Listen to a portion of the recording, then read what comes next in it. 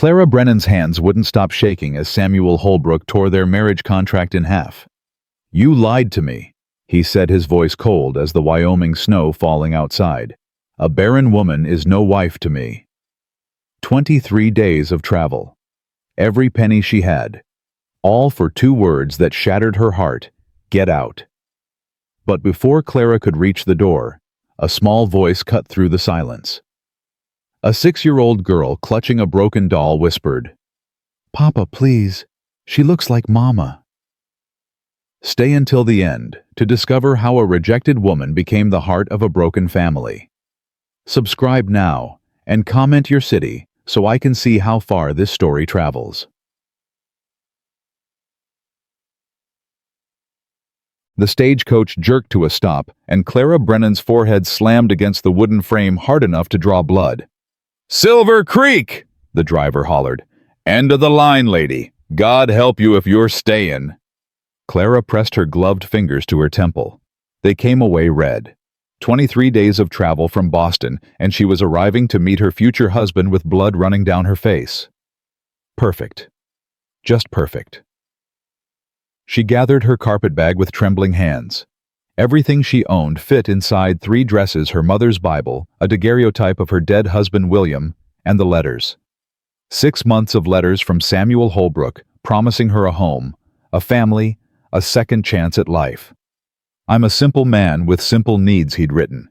"My children need a mother. I need a partner. Come to Wyoming and we'll build something good together." Simple needs. Clara almost laughed. If only he knew how complicated she was. The cold hit her like a physical blow when she stepped down from the coach. Wyoming in December was nothing like Boston winter. This cold had teeth. It bit through her wool coat, her cotton dress straight down to her bones. "Mrs. Brennan." Clara turned toward the voice. A man stood 10 feet away, hat in his hands, shoulders broad enough to block out the gray sky behind him. Samuel Holbrook. He looked older than his photograph, harder somehow, like the land had worn away anything soft and left only stone. "Mr. Holbrook." She kept her voice steady. "I'm Clara Brennan." His eyes swept over her, cataloging, assessing. She knew what he saw: too thin, too pale blood on her face, city-soft hands that had never touched a cow or split wood. "You're bleeding." The coach stopped suddenly. "I'm fine." He nodded once, then reached for her bag. His movements were efficient, practiced. A man who wasted nothing, including words. "My wagon's across the street. We should talk before heading to the ranch." Clara's stomach dropped. We should talk.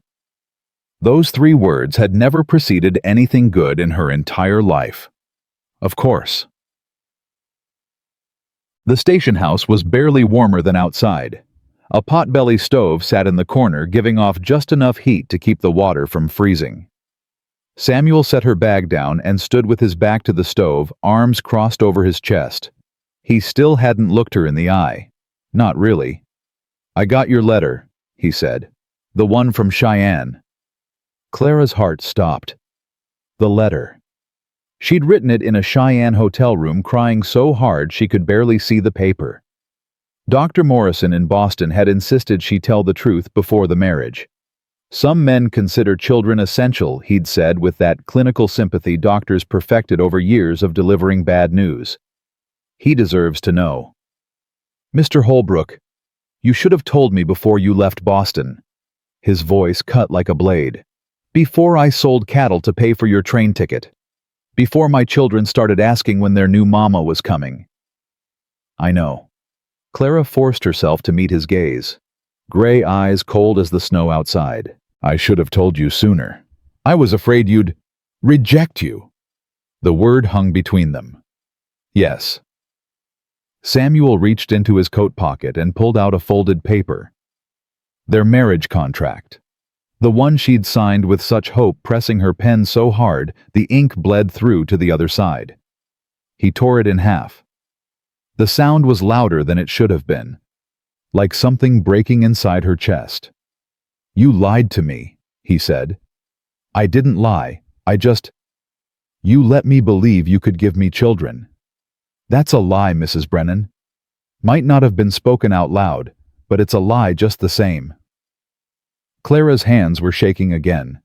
She clasped them together tight enough to hurt. I can still be a good wife, she whispered. I can cook clean, teach your children, help with the ranch.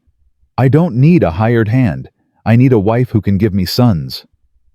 The words landed like stones, each one a bruise. Clara had heard variations of this before, from her mother-in-law after William died, from the doctors who'd examined her, from the society women who whispered behind their fans. Poor Clara. Such a shame. What's a woman worth if she can't bear children? She'd thought coming west would be different. She'd thought Samuel Holbrook's letters, kind, practical, full of quiet humor, meant he saw her as more than a breeding mare. She'd been wrong. I understand. Her voice came out flat, dead. I'll take the next stage back to Cheyenne. That won't be possible. Clara looked up. Excuse me. Roads are closing. Next stage won't come through until spring. Samuel's expression didn't change. You're stuck here, Mrs. Brennan, like it or not. 5 months. She was trapped in this frozen wilderness for 5 months with a man who looked at her like she was a problem to be solved. Clara's knees buckled. She caught herself on the edge of a chair, lowering herself down before she collapsed entirely. I see. Samuel was quiet for a long moment. When he spoke again, some of the ice had left his voice. I've got 3 children at the ranch. Emma's 12, Jack's 9, Lily just turned 6. Their mama died 2 years ago. Scarlet fever. I'm sorry. They need schooling. Emma reads well enough, but Jack struggles with his letters and Lily don't know hers at all. I can barely keep the ranch running and keep them fed. He paused, as if the next words cost him something. You said in your letters you were a teacher back in Boston. Yes, I taught at Mrs. Hartford's Academy for young ladies. Then you can teach my children. Earn your keep through winter. Separate room, separate arrangements. Come spring, I'll pay your passage wherever you want to go. It wasn't a proposal. It wasn't even an offer of employment. It was a transaction. Cold and clean and utterly without sentiment. But what choice did she have? I accept. Samuel nodded once. Good. We leave in an hour. Dress warm. It's a 3-hour ride to the ranch and the temperature drops fast once the sun goes down. He left without another word, and Clara sat alone in the cold room, pressing her palms to her eyes until she saw stars, refusing to let the tears fall. She would not cry. Not here. Not over this. She had survived William's death. Survived her mother-in-law's cruelty. Survived the doctors who'd treated her like a broken machine. She would survive Samuel Holbrook, too. The ranch appeared from the darkness, like something out of a fever dream. A sprawling log house with smoke curling from 2 chimneys. Outbuildings she couldn't identify in the gloom. Fences stretching into the distance. Clara couldn't feel her face anymore.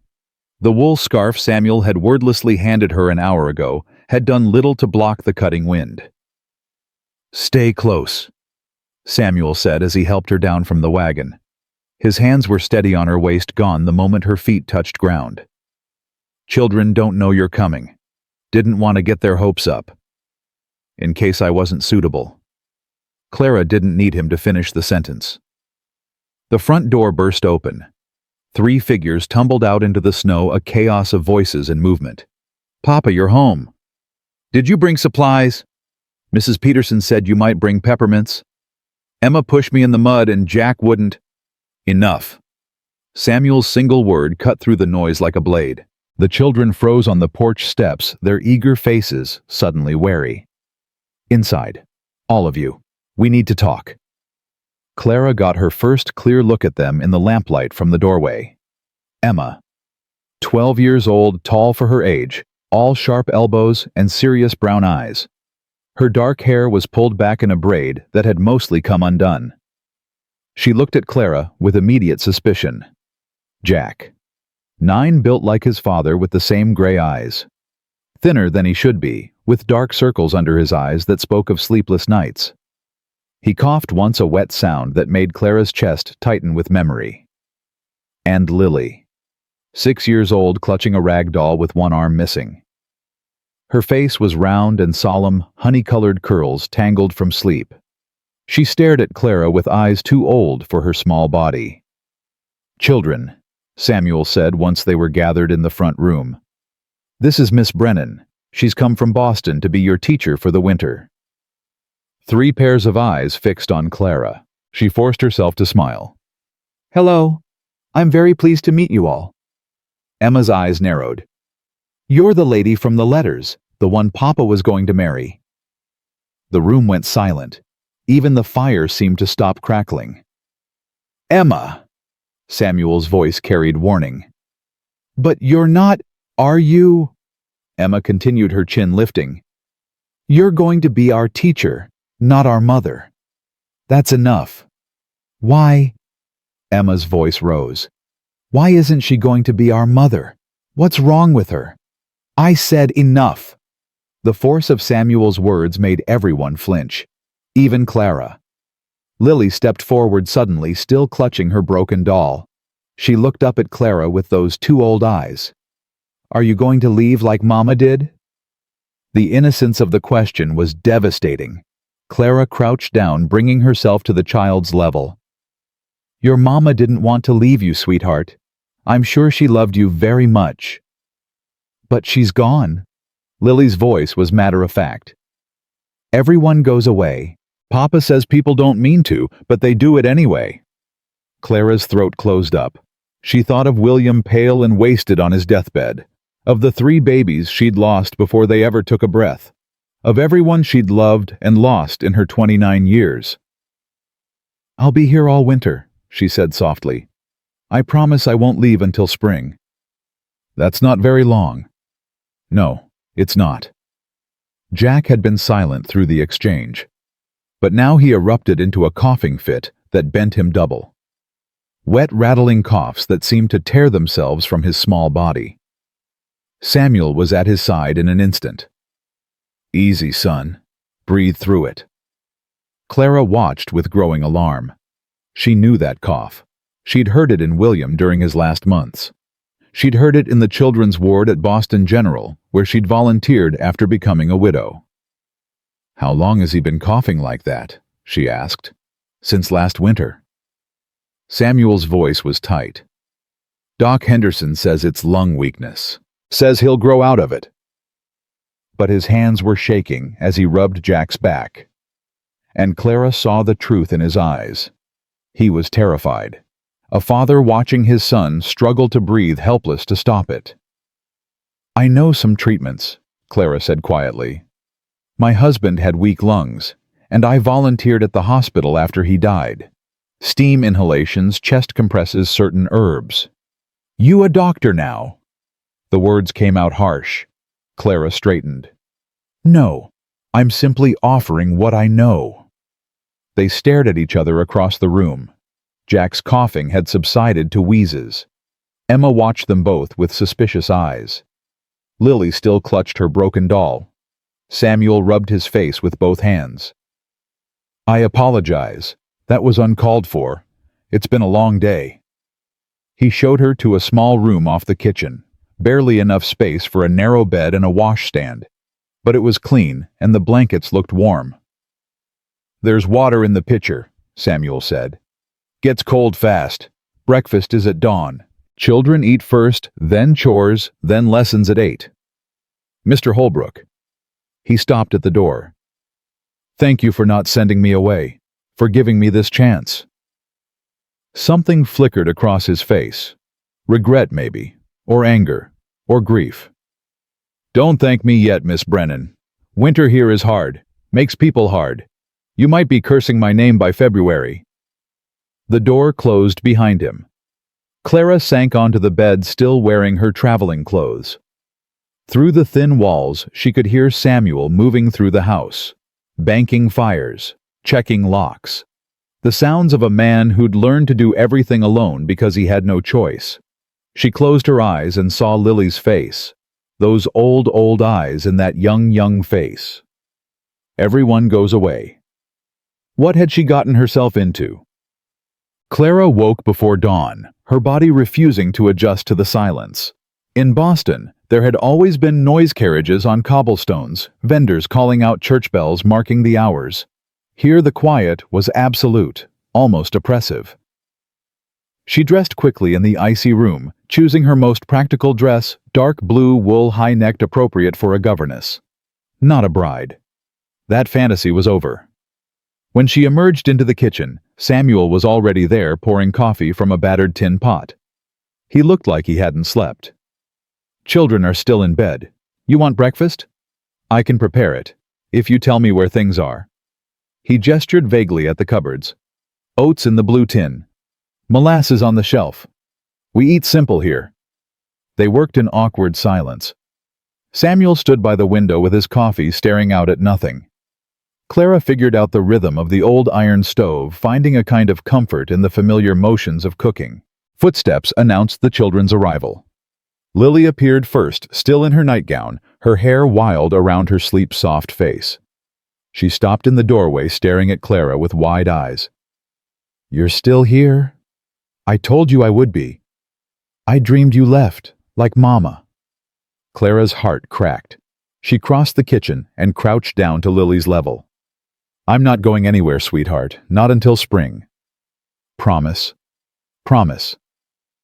Emma and Jack arrived moments later. Emma was already dressed, her face carefully blank. Jack yawned widely, then started coughing again, short bursts that made him wince and press a hand to his chest. Does your chest hurt? Clara asked. Jack nodded, not meeting her eyes. Since last night, after the coughing, it's not bad. Let me see. She looked at Samuel, asking permission. After a moment, he nodded. Clara pressed her fingers gently against Jack's chest, feeling the rattle beneath his ribs. His lungs were congested, probably had been for months. The doctors would have called it consumption in its early stages. They would have sent him to a sanatorium to die with other children who couldn't breathe. But Clara had seen children recover from this, with the right care, with constant attention, with someone who refused to give up. I'm going to make you a steam tent, she told Jack, and a chest compress. It won't taste good, but it'll help you breathe. How do you know? My little sister had the same thing when she was your age. She's grown now, living in Philadelphia, healthy as a horse. It was only partly a lie. Her sister Rebecca had recovered. But Rebecca also hadn't spoken to Clara in 3 years, not since Clara became damaged goods, unfit for polite society. You promise? Jack's voice was small. That the steam will help. Clara hesitated. She shouldn't promise. She wasn't a doctor. She didn't know if Jack's lungs were too far gone, if the damage was already permanent. But he was looking at her with such desperate hope. A 9-year-old boy who'd lost his mother and was terrified of losing himself. I promise to do everything I can, she said carefully. How's that? Jack considered. Then he nodded. Okay. The steam treatment seemed to help. By mid-morning, Jack was breathing easier, some color returning to his pale cheeks. He'd fallen asleep in the chair by the fire, and Clara had covered him with a blanket, sitting beside him to monitor his breathing. Samuel found her there when he came in from morning chores.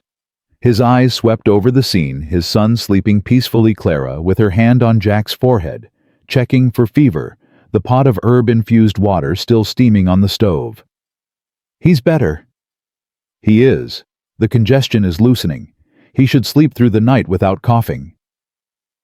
Samuel stood very still. In the morning light, Clara could see the exhaustion etched into his face, the worry lines around his eyes, the gray at his temples that hadn't been there in his photograph. Thank you. The words seemed to cost him something. For helping him. You don't need to thank me. He's a child. Children deserve to breathe. A ghost of something, almost a smile, crossed Samuel's face. Emma and Lily are in the front room. Mira made them set up the teaching supplies, books and slates and such. Then I should start their lessons. Clara rose, but Samuel's voice stopped her. "Miss Brennan." She turned. "My wife, Sarah." He paused, swallowed hard. "She made remedies like yours. Grew herbs in a garden out back. Knew which ones healed and which ones poisoned." His voice roughened. "I haven't been able to look at that garden since she died." Clara wasn't sure what to say, so she said nothing. "Jack got sick last winter right after her passing. I didn't know what to do. Didn't know her recipes, her methods. Just had to watch him suffer and pray." Samuel's hands clenched at his sides. "If you can help him, really help him, then maybe you being here isn't such a bad thing after all." It wasn't an apology. It wasn't forgiveness for her lie. But it was something. A crack in the wall he'd built around himself. "I'll do everything I can," Clara said. "I promise." Samuel nodded once.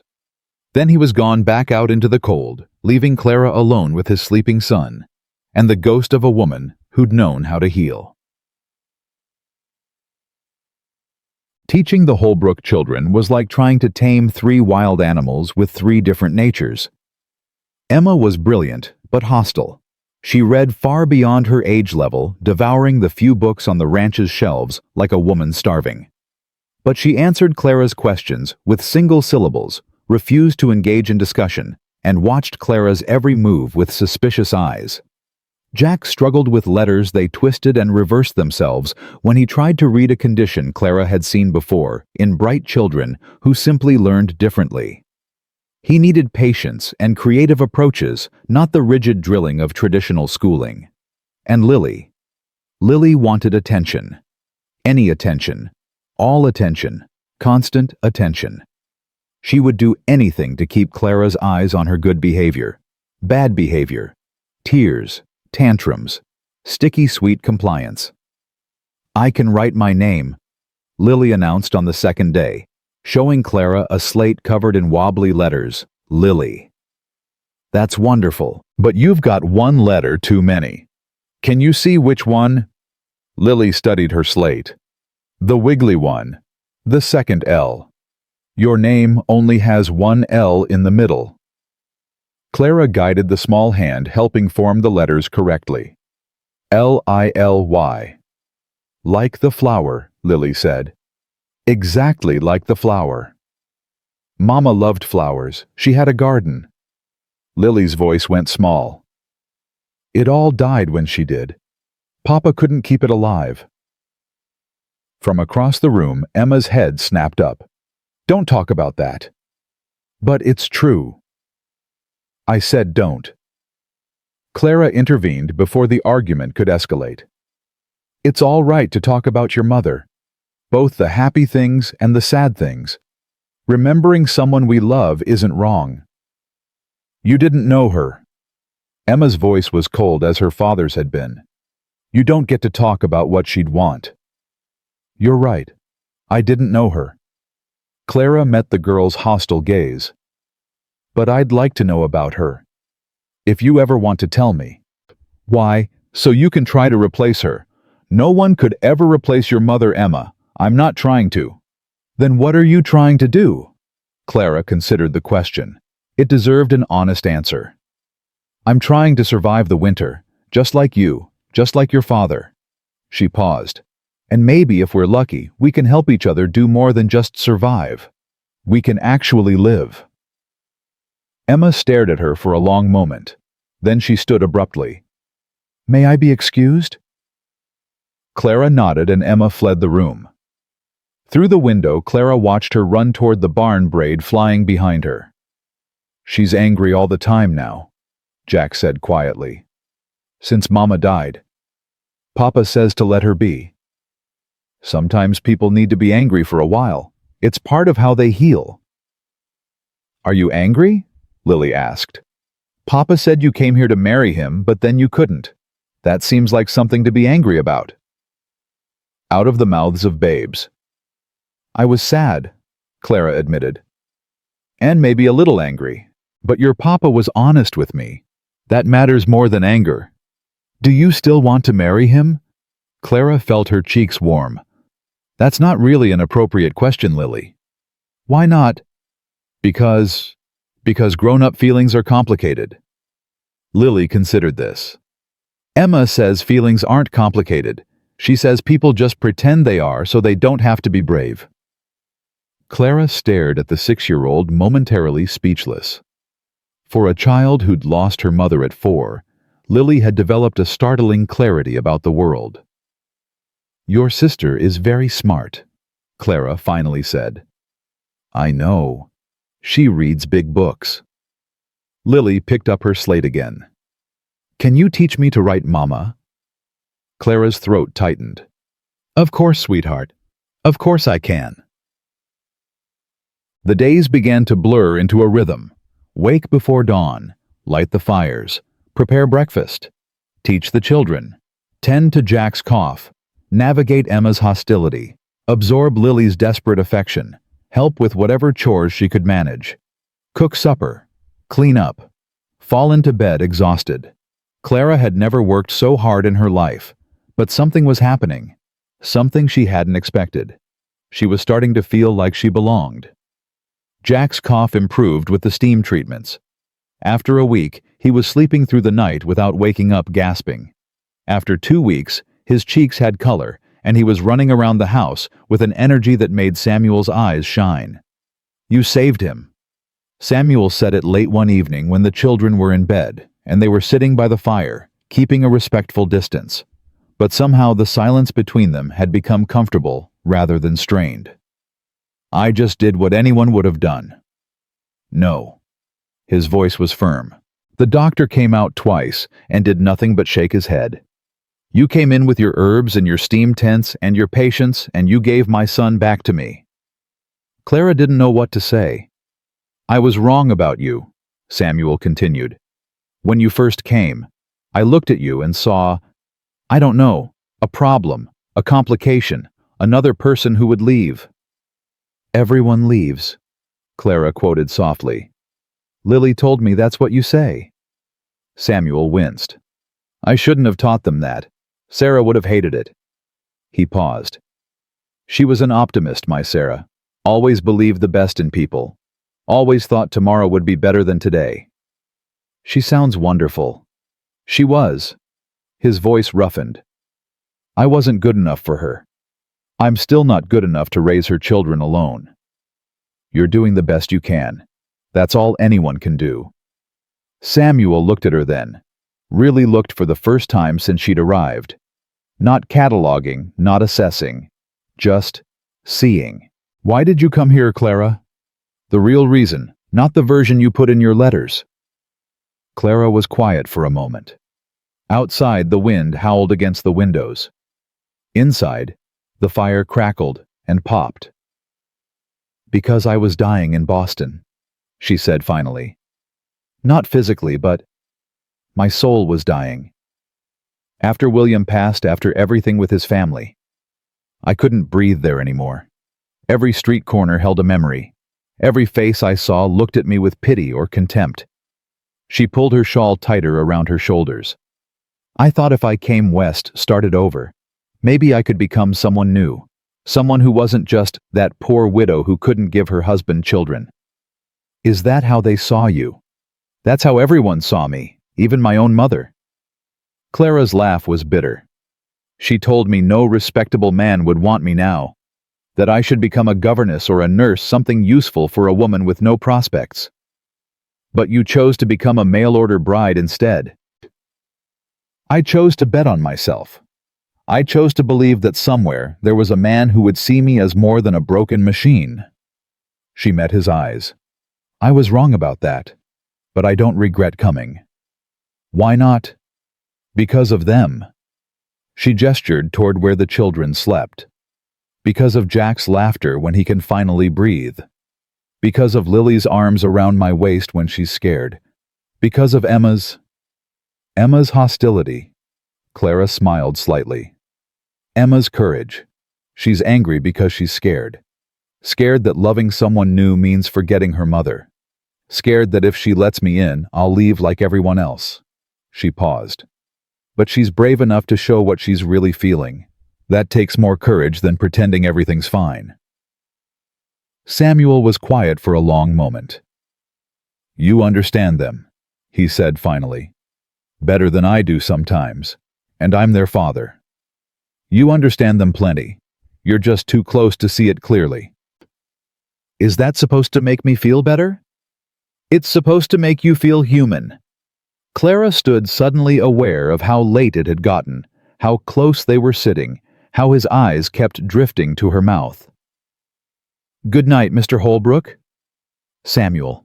She paused at the doorway. "If we're going to be living in the same house for 5 months, you should probably call me Samuel." Clara felt something warm unfurl in her chest. Something dangerous. "Good night, Samuel." She fled to her room before she could do something foolish, like hope. The breakthrough with Emma came 3 weeks into December. Clara had assigned a composition exercise write about a person you admire. Jack wrote about his father, describing how Samuel could calm a spooked horse with just his voice. Lily wrote about Clara herself, in wobbly letters that made Clara's eyes sting. "Miss Clara is niece. She fixed my dole. I admire her." But Emma sat with her slate blank knuckles white around her pencil. "Can't think of anyone? I can think of someone." Emma's voice was hard. "I just don't want to write about her." "Your mother." Emma's head snapped up. "Don't." "Don't what?" "Don't say her name like you knew her. You didn't. You're just a stranger Papa brought home because he couldn't find anyone else." The words hurt.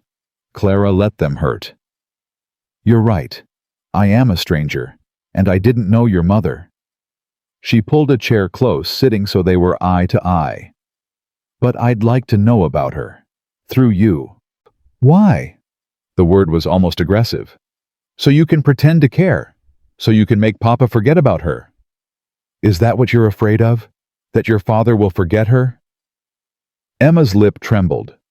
For a moment, she looked exactly like what she was, a 12-year-old girl who'd lost her mother and was terrified of losing anyone else. "I'm already forgetting," Emma whispered. "Every day I try to remember her voice, and it's a little bit quieter. I try to remember her face, and the edges get blurry." Tears spilled down her cheeks. "What if I forget her completely? What if she just disappears?" Clara's heart shattered. "Oh, sweetheart." She reached out slowly, giving Emma time to pull away. Emma didn't pull away. She collapsed into Clara's arms, sobbing in great gasping breaths that shook her whole body. "I miss her so much. I miss her so much. And Papa won't talk about her. And Jack gets sick when he cries. And Lily doesn't even remember. And I'm all alone with remembering. And it hurts. It hurts every single day." "I know." Clara held her tighter. "I know it does." They stayed like that for a long time, Emma crying while Clara murmured wordless comfort. Jack and Lily watched from across the room, uncertain what to do. Finally, Emma's sobs quieted. She pulled back, wiping her face with her sleeve. "I got your dress wet." "I don't care about the dress." Emma looked at her. Really looked for the first time since Clara had arrived. "You lost someone too, didn't you? Someone you loved." Clara nodded. "My husband, William, 3 years ago." "Do you still miss him?" "Every day. But the missing changes. It starts as this giant boulder sitting on your chest, crushing you, and slowly over time it shrinks. It doesn't disappear. It just becomes something you can carry." Emma considered this. "Did you have children with your husband?" Clara's throat closed. 3 babies. 3 small graves in Boston. 3 pieces of her heart she'd never get back. "No," she whispered. "I couldn't have children. That's why your father rejected me." Emma's eyes widened. "He rejected you because you're barren." "Yes." "That's stupid." The word burst out of Emma with surprising vehemence. "That's the stupidest reason I ever heard. Mama was barren after Lily was born. The doctor said she couldn't have no more babies. And Papa didn't stop loving her. He loved her even more." Clara felt the world tilt slightly. He did. Course he did. He said, Emma's voice softened. He said she'd already given him 3 perfect children, and he didn't need nothing else. He said she was the best thing that ever happened to him, and he'd rather have her and 3 kids than any other woman, and a dozen. Something cracked open in Clara's chest. Something that felt like hope, tender and terrifying. Can I still write about her? Emma asked quietly. For the assignment. I would love that. The page Emma produced was the most beautiful thing Clara had ever read. 3 pages, instead of 1 in careful script describing Sarah Holbrook with such vivid detail that Clara felt she knew the woman, her laugh, her kindness, her garden, full of healing herbs, the way she sang hymns while she worked. By the time Clara finished reading, tears were streaming down her face. This is extraordinary, Emma. Her voice was thick. Your mother would be so proud of you. For the first time since Clara had arrived, Emma smiled. A real smile, small but genuine. Thank you, Miss Clara. Thank you for sharing her with me. That night, Clara found Samuel on the front porch despite the cold. She was learning this was his thinking place, his grieving place. She wrote about her mother today, for an assignment. Samuel was quiet for a long moment. She doesn't talk about Sarah, not to me. She's afraid it hurts you. It does, but not the way she thinks. He turned to look at Clara, and in the moonlight, his face was all shadows and sharp edges. Sarah would have liked you.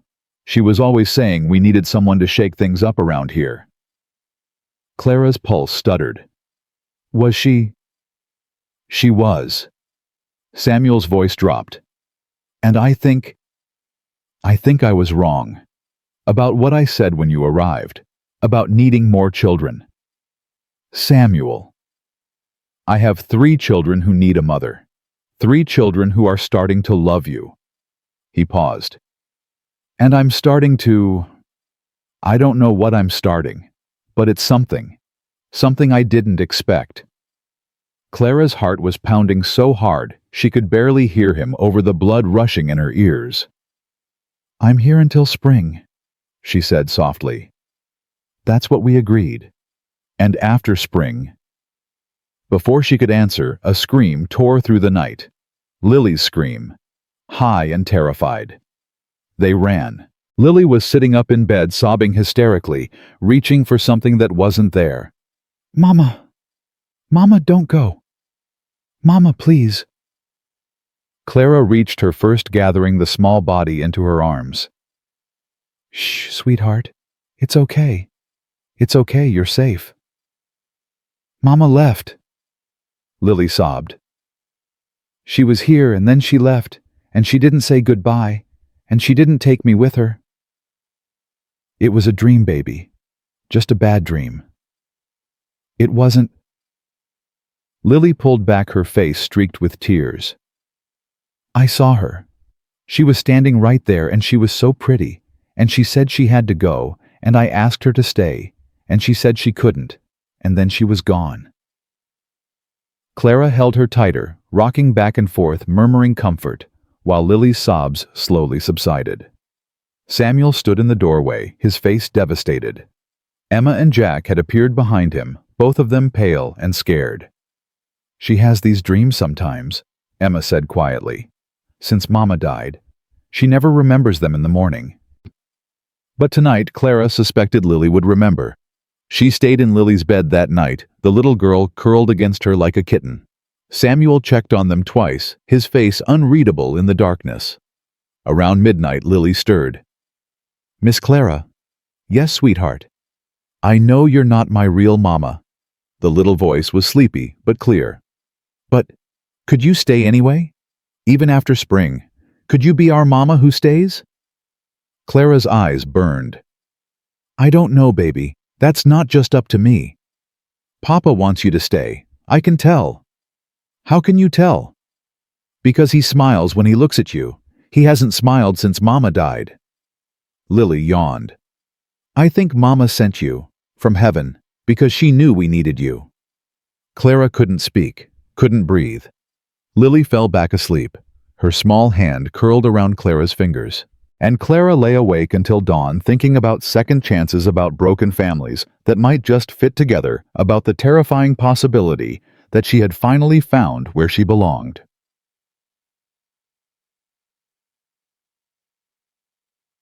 But belonging was dangerous. Belonging meant you had something to lose. And there were men in Silver Creek who wanted the Holbrook Ranch men who would do anything to get it. Clara didn't know it yet, but the real fight was just beginning. The next morning, Clara woke with Lily still pressed against her side, the child's small fingers tangled in Clara's nightgown. For a moment she forgot where she was. Forgot the rejection, the frozen wilderness, the arrangement that was supposed to be temporary. Then Lily stirred, and everything came flooding back. "You stayed," Lily whispered, her voice thick with sleep. "I told you I would." "People say that. They don't always mean it." Clara smoothed the tangled curls back from Lily's face. "I mean it, sweetheart. I'm not going anywhere." She carried those words with her through the morning chores, turning them over in her mind like stones. "I'm not going anywhere." But that wasn't true, was it? Come spring, she'd be on a stage back to Cheyenne, back to a life that had nothing left for her. Unless Samuel meant what he'd said on the porch last night. Unless the something he was starting to feel was the same something that had taken root in her own chest, growing stronger every day, despite her best efforts to stop it. She was measuring oats into the pot when Samuel came in from the barn, stamping snow from his boots. He stopped when he saw her, and something passed between them. An acknowledgement of what had almost been said last night before Lily's nightmare interrupted. "How is she?" "Sleeping peacefully now. I stayed with her." "I know. I checked." Samuel moved to the stove, pouring himself coffee. 3 times. Clara's cheeks warmed. "You didn't have to do that." "Couldn't sleep anyway." He was quiet for a moment, staring into his cup. "She hasn't had a nightmare that bad in months. Thought we were past it. Grief doesn't work like that. It comes in waves. Sometimes the waves are small, and sometimes they knock you flat." Samuel looked at her. Speaking from experience. 3 years of it. The silence stretched between them, but it wasn't uncomfortable. It was the silence of 2 people who understood each other's pain without needing to explain it. "Clara." Samuel's voice dropped. "About what I said last night." The front door crashed open. Emma stood in the doorway, her face flushed from running, her breath coming in ragged gasps.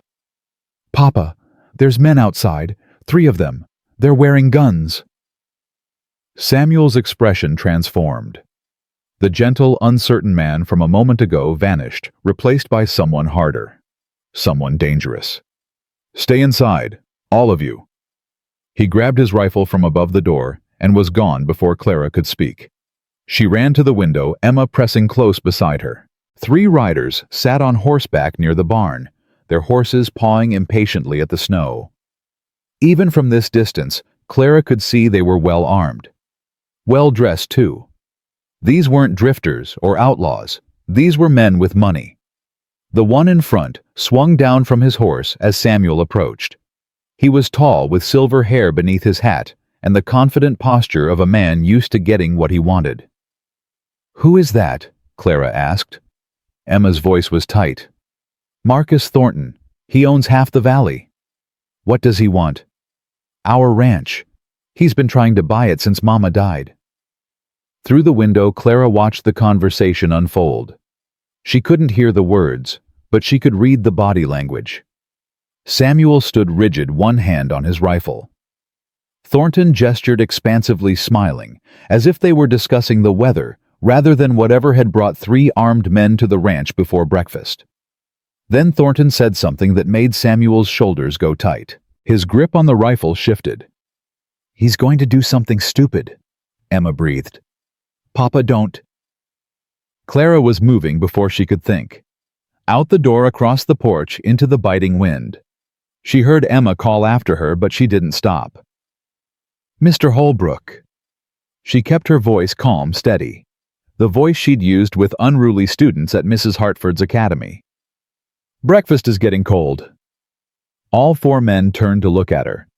Samuel's expression was thunderous. Thornton's was interested. Well, well. Thornton removed his hat, revealing more silver hair slicked back from a face that might have been handsome once. "Samuel, you didn't mention you had company." "She's the children's teacher." Samuel's voice was flat. "Nothing more." "The children's teacher." Thornton's smile widened. "All the way out here in the middle of winter." His eyes swept over Clara, and she felt herself being assessed, catalogued. "You must be the mail-order bride I heard about. The one from Boston." Clara kept her face a neutral. "I don't believe we've been introduced." "Marcus Thornton. I own the Thornton Cattle Company." He said it like she should be impressed. "And you are Clara Brennan." "Brennan?" Thornton's eyebrows rose. "Not Holbrook. The lady's name is her own business." Samuel stepped forward, putting himself between Clara and Thornton. "And you still haven't answered my question.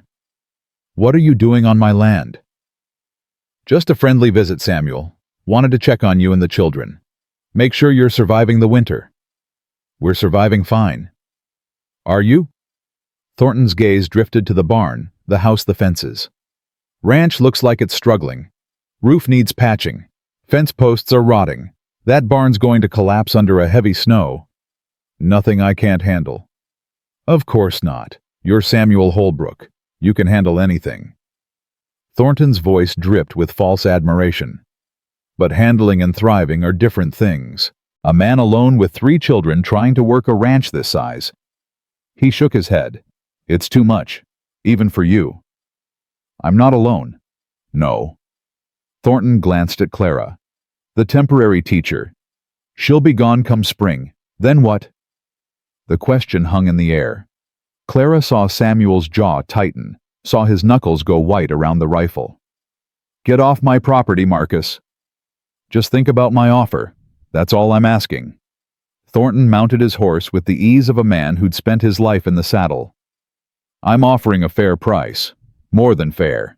You take it, you can start over somewhere else. Somewhere easier. Give those children a real life instead of watching them freeze and starve out here." "My children are fine." "Are they?" Thornton's eyes found Clara again. "That boy of yours was coughing up blood last winter. Heard it from the doctor. Weak lungs, he said. Getting worse every year." He smiled, and there was nothing friendly in it. "Cold like this will kill him eventually. You know that." Samuel moved so fast Clara barely saw it. One moment he was standing still. The next he had Thornton by the coat, yanking him half out of the saddle. "You ever talk about my son again, I'll put a bullet between your eyes." The 2 men behind Thornton went for their guns. Clara's heart stopped. "Samuel." She kept her voice calm, even though her hands were shaking. "Let him go. Listen to the lady." Thornton wasn't smiling anymore. "You don't want to start something you can't finish."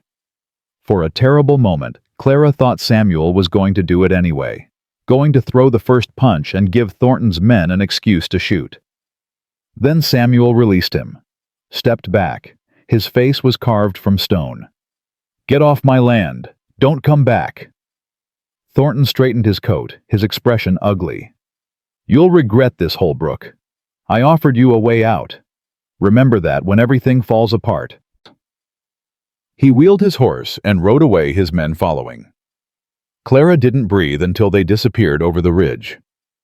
"What were you thinking?" Samuel rounded on her, his voice rough with fury. "Coming out here putting yourself in the middle of that? I was thinking you were about to get yourself killed. I can handle Marcus Thornton. You were about to grab a man in front of his armed guards. That's not handling. That's suicide." Samuel's jaw worked. "He threatened my son." "I know." Clara's own anger was rising now. "And if you'd gotten shot defending Jack's honor, how exactly would that have helped him? He'd have a dead father instead of just a sick one." The words landed like a slap. Samuel went very still. "I'm sorry," Clara said immediately. "That was cruel. I didn't mean—" "You're right." His voice was quiet. defeated. "You're right. I let him get under my skin. I almost—" He rubbed his face with both hands. "God, what's wrong with me?" "Nothing's wrong with you. You're a father protecting his children. That's not weakness. It's love." Samuel looked at her, then really looked, and something in his expression made Clara's breath catch. "You called me Samuel when you were trying to stop me. You called me by my name." Clara felt her cheeks flush. I wasn't thinking. I liked it." He stepped closer, close enough that she could see the flecks of darker gray in his eyes, the slight tremble in his hands. "I like a lot of things about you, Clara Brennan." "Samuel. Papa." They sprang apart. Jack stood in the doorway, his face pale, his eyes wide. Who were those men? Why were they yelling? Samuel crossed to his son immediately, crouching down to his level. "It's nothing, buddy. Just some business talk." "Were they going to hurt you?" "No, nobody's going to hurt anybody." Jack's eyes found Clara. "Miss Clara came outside. I saw her through the window. Was she scared?" Clara moved to join them, kneeling on the cold porch. "I was worried about your papa. That's why I went out, to make sure everyone stayed calm." "She was very brave," Samuel added, and the warmth in his voice made Clara's heart skip. Jack considered this. "Mama used to do that too. Go outside when men came.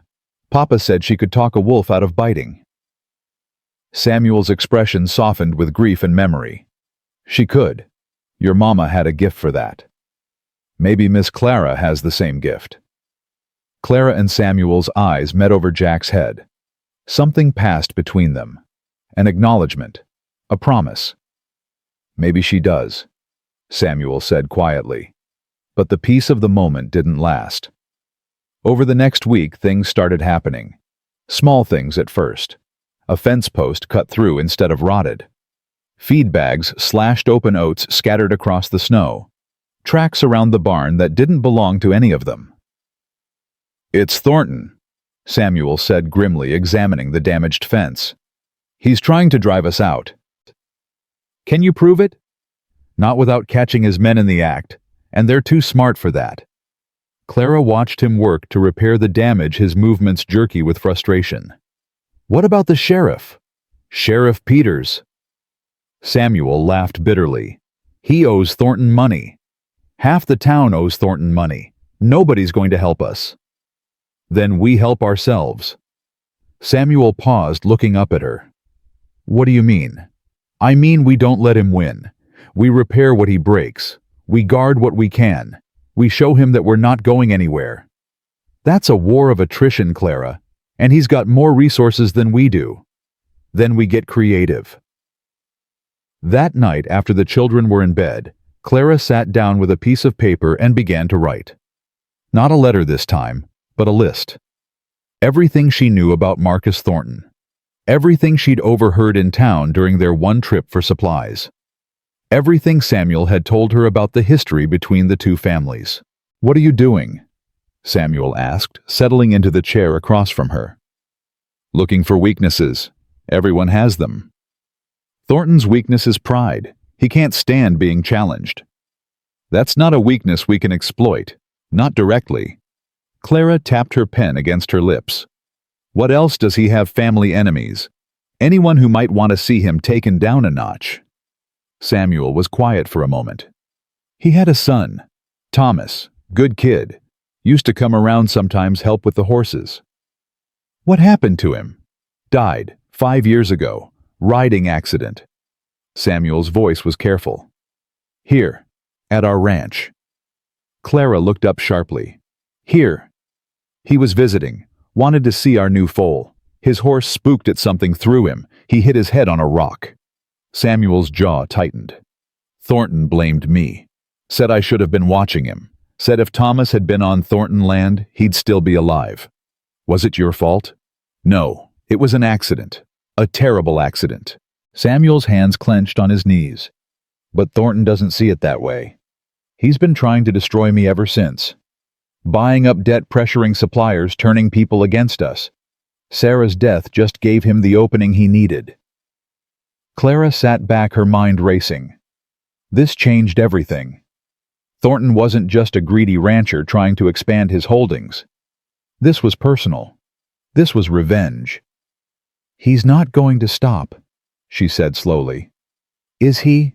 No matter what we do, he's not going to stop until he has this ranch. Or until one of us is dead." The words hung in the air between them, heavy and terrible. "Then we have to stop him first." Samuel shook his head. "Clara, you don't understand how things work out here. Men like Thornton." "I understand perfectly." Clara's voice was sharp. "I understand that bullies only have power because people let them. I understand that if we keep reacting to his attacks, we'll lose. We need to go on the offensive. And do what we can't match his money or his men." "No. But we have something he doesn't." Clara leaned forward. "We have truth. We have community. We have people who know what kind of man he really is.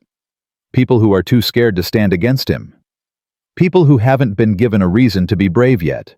Clara's eyes were bright with determination. "What if we gave them one?" Samuel studied her for a long moment. This woman who'd arrived broken and rejected, who'd somehow become the heart of his family in just a few weeks. Who looked at impossible odds and saw not defeat but opportunity. "You're not like anyone I've ever met," he said finally. "Is that a good thing or a bad thing?" "I'm still figuring that out." But he was smiling. Actually, smiling. And Clara felt something warm bloom in her chest, something that felt dangerously like hope. The next morning, Emma burst into the kitchen while Clara was preparing breakfast. "Papa's hurt." Clara dropped the spoon and ran. She found Samuel in the barn clutching his arm, blood seeping between his fingers. One of the horses was loose, dancing nervously in its stall. "What happened?" "Saddle strap broke." Samuel's voice was tight with pain. "Horse bolted. Got caught on the doesn't matter. It's just a cut." But it wasn't just a cut. Clara could see that from the amount of blood. She pushed his hands away and nearly gasped. The wound was deep, running from his elbow to his wrist, and it was bleeding freely. "Inside. Now." She half-dragged him to the kitchen, ignoring his protests that he was fine, that it looked worse than it was. She set him in a chair and grabbed clean cloths, pressing them hard against the wound. "Hold that. Don't move." Emma hovered in the doorway, her face white. "Is Papa going to be okay?" "He's going to be fine. I need hot water and the sewing kit from my room. Can you get those?" Emma nodded and fled. Jack appeared next, Lily close behind. They took one look at their father's bloody arm and froze. "Jack." Clara kept her voice calm, even as her heart raced. "I need you to take Lily to the front room. Read her a story. Keep her there until I come get you." "But..." "Now, Jack, please." Something in her voice made him obey. He took Lily's hand and led her away, shooting worried glances over his shoulder. "Kids shouldn't see this," Samuel muttered. "No, they shouldn't. Which is why you're going to stay calm and let me fix you up without any fuss." Emma returned with the supplies, and Clara set to work. The wound needed stitches. She'd done this before in the hospital wards after William died, but never on someone she stopped that thought before it could finish. "This is going to hurt," she warned. "Can't hurt worse than it already does." She cleaned the wound with boiled water, then threaded the needle with steady hands. Samuel hissed when she made the first stitch, but didn't pull away. "Talk to me," he said through gritted teeth. "Distract me." "What do you want me to talk about?" "Anything. Tell me about Boston. Tell me about your husband. Tell me why a woman like you ended up on a stage to Wyoming." Clara's hands moved automatically, stitching and pulling, stitching and pulling. "A woman like me. Smart, strong, beautiful." He winced as she tied off a stitch. "You could have had anyone. Why answer an advertisement for a mail-order bride?" "Because no one wanted me." The words came out before she could stop them. "I was damaged goods. A widow who couldn't bear children. In Boston society, that's worse than being dead." "That's the stupidest thing I've ever heard." "Maybe, but it's how things are. How things were." Clara made another stitch, focusing on the rhythm of the work. My mother-in-law threw me out after William died. Said I'd killed him by not giving him an heir. Said the stress of my barrenness had weakened his constitution. Was that true? He died of consumption. It had nothing to do with children. Clara's voice was bitter. But she needed someone to blame. And I was convenient. So you came west. I came west. I thought if I could just start over somewhere no one knew me. Somewhere people were judged by what they could do, instead of what they couldn't. She trailed off. It sounds naive now. It sounds brave.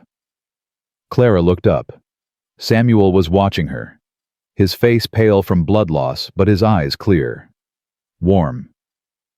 You came all this way on hope, he said quietly. That takes courage. Or desperation. Maybe they're the same thing. She finished the last stitch and tied it off, then wrapped his arm in clean bandages. Her hands lingered on his skin a moment longer than necessary. Thank you, Samuel said. It's just stitches. I'm not talking about the stitches. Their eyes met. Held. Clara felt the world narrow down to this moment, this man, this impossible situation that somehow felt more right than anything in her life before. Papa? Emma's voice from the doorway. Are you okay? The moment broke. Samuel pulled back, and Clara busied herself with cleaning up the bloody cloths. I'm fine, Bug. Miss Clara fixed me up.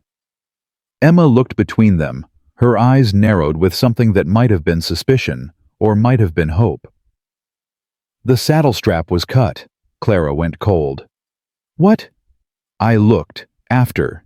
The strap didn't break on its own. Someone cut it partway through, so it would snap under Papa's weight. Samuel's expression darkened. Show me. He was out of the chair before Clara could stop him, striding toward the barn with Emma at his heels. Clara followed, dread pooling in her stomach. The saddle lay where it had fallen.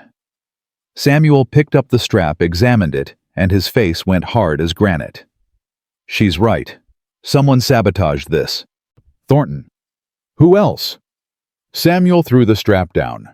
He's not just trying to drive us out anymore. He's trying to kill me. Clara's blood ran cold. The children! They're not safe here. Samuel's voice was raw. None of us are. Maybe Thornton was right. Maybe I should sell, take the money, start over somewhere else. No. Clara grabbed his good arm, forcing him to look at her. That's exactly what he wants. If you run, he wins. And men like him don't stop at one victory. He'll follow you. He'll find you. He'll take everything. What choice do I have? I can't protect them. I can't even protect myself. Yes, you can. We can. Together. Clara's grip tightened. You're not alone anymore, Samuel. You have me. You have Emma and Jack and Lily. We're a family whether you intended it that way or not. And families don't run. They stand. Samuel stared at her. His eyes were bright with something that might have been tears, might have been fear, might have been love. You said temporary, he whispered. You said come spring you'd leave. I lied. She didn't know which of them moved first. But suddenly, his good arm was around her waist, pulling her close, and his mouth was on hers, and nothing else existed except this moment, this man, this impossible, terrifying, wonderful feeling of finally being home. When they broke apart, both breathing hard, Clara saw Emma standing in the barn doorway, watching them, a small smile on her face. I knew it, Emma said. I knew you'd stay. Clara laughed, a sound caught between joy and tears. You're too smart for your own good. Mama always said that too. Emma walked forward, and for the first time she wrapped her arms around Clara's waist. I'm glad you're staying, Miss Clara. I'm glad you're going to be our mama. Clara held her tight, meeting Samuel's eyes over Emma's head. So am I, sweetheart. So am I. But even as she said it, she knew the fight wasn't over. Thornton was still out there, still plotting. And now that he'd tried to kill Samuel once, he wouldn't stop until he succeeded. Or until someone stopped him first. That night, after the children were asleep, and Samuel was resting with his injured arm, Clara sat by the fire and made a decision. She wasn't going to wait for Thornton's next attack. She wasn't going to play defense anymore. She was going to find a way to beat him. And if that meant putting herself in danger, if that meant risking everything she'd just found, then so be it. Because some things were worth fighting for. Some things were worth dying for. And this family, this broken, beautiful, impossible family that had somehow become her own, was worth all of that and more. Clara waited 3 days before putting her plan into motion. 3 days of watching Samuel struggle with his injured arm, of seeing the fear in the children's eyes every time a horse passed on the distant road, of lying awake at night, listening for sounds that didn't belong. 3 days of being afraid. She was done being afraid. "I need to go to town," she announced at breakfast. Samuel looked up from his coffee. "What for?" "Supplies. We're running low on flour and I need more herbs for Jack's treatments." "I can go when my arm heals." "Your arm won't heal properly for weeks, and we need those supplies now."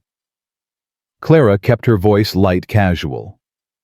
"Besides, I haven't been to town since I arrived. I'd like to see it properly." Samuel's eyes narrowed. He wasn't stupid. He knew something was off. "I'll come with you." "With that arm you can barely hold the reins." "Then we'll wait." "Samuel." Clara set down her spoon and met his gaze directly. "I'm not a prisoner here. I'm not going to hide in this house forever because Marcus Thornton might be watching. He tried to kill me. He tried to scare you into selling. There's a difference." Clara reached across the table and covered his hand with hers. "Let me do this. Let me help." Samuel was quiet for a long moment. She could see the war playing out behind his eyes. Pride versus practicality. Fear versus trust. "Take the shotgun," he said finally, "and be back before dark." Clara smiled. "I will." But she had no intention of simply buying flour and herbs. The ride to Silver Creek took 2 hours. Clara used the time to rehearse what she would say, how she would say it. This was a gamble. If it didn't work, she might make things worse. But if it did work... Silver Creek was larger than she'd expected. A main street lined with wooden buildings, a church with a white steeple, a general store, a saloon, a hotel. People moved along the boardwalks going about their business, barely glancing at the woman on horseback. Clara tied her horse outside the general store and went inside. The store was warm and smelled of tobacco and leather. An older woman stood behind the counter, her gray hair pulled back in a severe bun, her eyes sharp and assessing. "Help you." "I'm Clara Brennan, from the Holbrook Ranch." The woman's expression shifted, became guarded. "I know who you are, the mail-order bride." "The teacher," Clara corrected. "I teach the Holbrook children." "Same thing, ain't it?" Clara didn't take the bait. "I need flour, sugar, and whatever medicinal herbs you have. The boy has weak lungs." The woman began gathering supplies, her movements stiff. "Heard about that. Heard a lot of things about that ranch." "I'm sure you have." "Heard Marcus Thornton's been causing trouble out there." Clara's heart skipped. "You heard that?" "Small town, people talk." The woman set a bag of flour on the counter. "Not that anyone does anything about it. Man owns half the valley, owns the sheriff too, near enough." "Is that so?" The woman's eyes met Clara's. "You're not from around here. You don't know how things work." "Then tell me." The woman was quiet for a moment. Then she leaned forward, lowering her voice. "Thornton's son died at the Holbrook place 5 years ago. Before that, Marcus Thornton was hard but fair. After..." She shook her head. "Something broke in him. He blames Samuel, blames the whole family. He won't stop until he has that ranch, even if he has to destroy everyone on it. And no one will stand against him. Stand against him with what he controls: the bank, the feed store. Half the ranchers in this valley owe him money." The woman's voice was bitter. You stand against Marcus Thornton, you lose everything. Clara absorbed this. It was worse than she'd thought. But it also gave her an opening. What if there was a way to stand against him without losing everything? The woman's eyes narrowed. What do you mean? I mean safety in numbers. I mean if enough people stood together, Thornton couldn't destroy all of them. Clara leaned closer. I mean, what if someone organized the people he's been bullying into actually fighting back? You. The woman laughed, but there was no humor in it. You're a stranger. A city woman. Why would anyone follow you? They wouldn't follow me. They'd follow Samuel Holbrook, if he led them.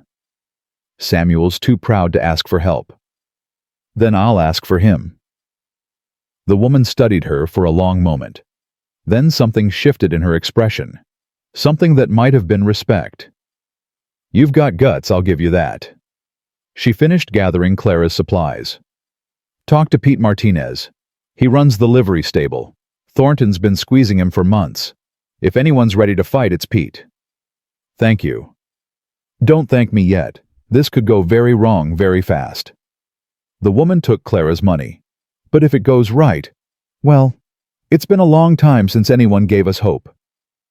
Clara gathered her supplies and headed for the livery stable. Pete Martinez was a weathered man in his 60s, with a face like cracked leather and eyes that had seen too much. He listened to Clara's pitch in silence, his expression unreadable. You want me to stand against Thornton? He said when she finished. Me and who else? Everyone he's been hurting. Everyone who's tired of being afraid. That's a lot of people. Exactly. Pete shook his head. You don't understand, ma'am. Thornton's got power. Real power. Money and men and connections. What do we have? Each other. Numbers. The truth. Clara stepped closer. Mr. Martinez, I've seen men like Thornton before. They seem invincible, but they're not. Their power comes from fear, from people believing they can't be beaten. But the moment that belief cracks, the moment people see that resistance is possible, she let the implication hang. Pretty words. But words don't stop bullets. No, but community does. Solidarity does. Clara's voice hardened. He tried to kill Samuel. Cut a saddle strap so his horse would throw him. That's not business anymore. That's attempted murder. Pete's eyes widened. He did what? You heard me. And if he's willing to do that to Samuel, how long before he does it to someone else? How long before it's you or your family or someone you care about? Pete was quiet for a long moment. Then he sighed. There's a meeting tonight. Some of the ranchers. We've been talking about what to do, but nobody's got a plan. He met her eyes. You want to make your case be at the church at sundown. I'll make sure they listen. Clara's heart leaped. Thank you. Don't thank me yet. This might get us all killed. She rode back to the ranch with her heart pounding and her mind racing. She'd taken the first step. Now she had to convince Samuel to take the next one. He was waiting on the porch when she arrived, his face dark with worry. You were gone too long. I had business to attend to. What business? Clara dismounted and faced him squarely. I talked to some people in town. About Thornton. About fighting back. Samuel's expression went cold. You did what? I found allies, Samuel. People who are as tired of Thornton as you are. People who are willing to stand together. You had no right. I had every right. He tried to kill you. He's terrorizing your children, and you're just going to wait for him to try again. I'm going to handle it my way. Your way is to suffer in silence until he destroys you. Clara's voice rose. That's not strength, Samuel. That's pride. And pride will get you killed. They stared at each other, both breathing hard. The air between them crackled with tension. There's a meeting tonight, Clara said more quietly. At the church. Other ranchers who've been hurt by Thornton. They want to hear from you. I'm not going to beg for help. It's not begging. It's leading. Clara stepped closer, putting her hand on his chest. These people need someone to show them it's possible to fight back. You could be that person. You could give them hope. I can barely keep my own family safe. How am I supposed to save the whole valley? You're not alone anymore. Clara's voice was fierce. When are you going to understand that you have me? You have the children. You have neighbors who want to help but are too scared to move first. Be the first. Show them the way. Samuel's jaw worked. She could see him fighting himself, fighting his pride and his fear and his bone-deep belief that he had to handle everything alone. If this goes wrong, he said finally, if Thornton retaliates, then we'll face it together, all of us. The children need to see their father stand up for what's right. They need to learn that bullies only win when good people do nothing. Samuel closed his eyes. When he opened them again, something had changed. The hardness was still there, but beneath it was something else, something that looked like hope. All right, he said quietly. I'll go to the meeting. Clara felt tears prick her eyes. Thank you. Don't thank me yet. This might be the worst decision I've ever made. But he was smiling, just a little. And Clara knew in that moment that whatever came next, they would face it together. The church was packed. Clara hadn't expected so many people, at least 20 ranchers and their wives crowded into the small wooden building with its plain pews and simple altar. They'd come from all over the valley, bundled against the cold, their faces a mixture of hope and fear. Pete Martinez stood at the front waiting. When Samuel walked in, a murmur went through the crowd. Holbrook came. Didn't think he'd show. Maybe there's hope after all. Samuel made his way to the front, Clara at his side. He looked out at the assembled faces, these neighbors he'd known for years, but rarely spoken to, and Clara saw him straighten his shoulders. You all know why we're here. He began, his voice rough. Marcus Thornton has been squeezing this valley for years, taking what he wants, destroying anyone who gets in his way. Murmurs of agreement. I've been one of those people. He's been trying to drive me off my land ever since his son died, and I've been fighting him alone because I was too proud to ask for help. He paused, and Clara saw him glance at her, drawing strength. That was a mistake. I should have come to you years ago. Should have realized that we're stronger together than we are apart. His voice grew firmer. Thornton's power comes from our fear, from our isolation, from the belief that we can't beat him, but we can, if we stand together. How? Someone called out. He's got money, men, the sheriff in his pocket. We've got something better. We've got numbers. We've got the truth. And we've got the law if we take our case to the territorial office instead of relying on Sheriff Peters. Another murmur, this one surprised. There's a territorial judge coming through Cheyenne next month, Samuel continued. A man named Harrison who's got a reputation for fairness. If we can document what Thornton's been doing, the sabotage, the intimidation, the attempted murder, we can take it to him. Get a real investigation. One Thornton can't buy his way out of. He'll retaliate, Pete Martinez said. The moment he finds out what we're doing. Then we protect each other, watch each other's properties, pool our resources, make it clear that attacking one of us means attacking all of us. And if that's not enough, a woman's voice called out. Clara recognized her, the shopkeeper who'd given her the tip about Pete. Samuel's jaw tightened. Then we defend ourselves, however we have to. The room went quiet. Everyone understood what he wasn't saying. I'm not asking you to start a war, Samuel said more softly. I'm asking you to stand up, to stop being afraid, to show Thornton that we're not going to be bullied anymore. He looked around the room, meeting eyes one after another. Who's with me? For a terrible moment, no one moved. Clara's heart sank. Then Pete Martinez stepped forward. I'm with you. The shopkeeper followed. Me too. One by one, others joined them. 10 people, 15, 20, until nearly everyone in the church had stepped forward, their faces determined. Samuel's expression was something Clara had never seen before. Shock, gratitude, and beneath it all, a fierce burning hope. "Thank you," he said, his voice thick. "All of you." "Don't thank us yet," Pete said, echoing his earlier words to Clara. "This is just the beginning." They spent the next 2 hours making plans. Who would watch whose property? Who would document what evidence? Who would make the trip to Cheyenne to meet with Judge Harrison? Clara volunteered for Cheyenne before Samuel could stop her. "Absolutely not," he said as they rode home through the darkness. "It's too dangerous." "It's necessary. You can't go not with your arm still healing. And I'm the one who started this. I should be the one to finish it." "Clara, I traveled alone from Boston to Wyoming. I can handle a trip to Cheyenne." "That was different. Thornton wasn't trying to stop you then." "He won't know I've gone. We'll keep it quiet." Clara reached over and took his hand. "Trust me, Samuel. Please." He was quiet for a long moment.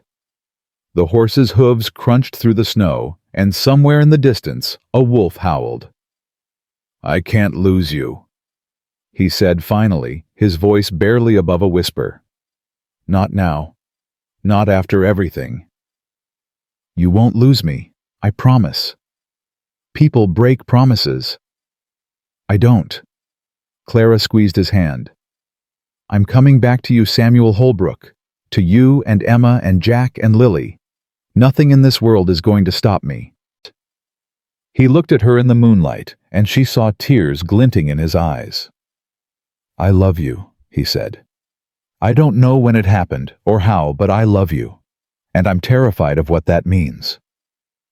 Clara's heart swelled until she thought it might burst. "I love you too. I've loved you since you gave me that scarf on the ride from town, since you let me stay when you had every reason to send me away. I couldn't send you away. Even then, some part of me knew you belonged here. Then trust that I'll come back. Trust that this family is worth fighting for." Samuel pulled his horse to a stop and leaned over, kissing her softly in the cold night air.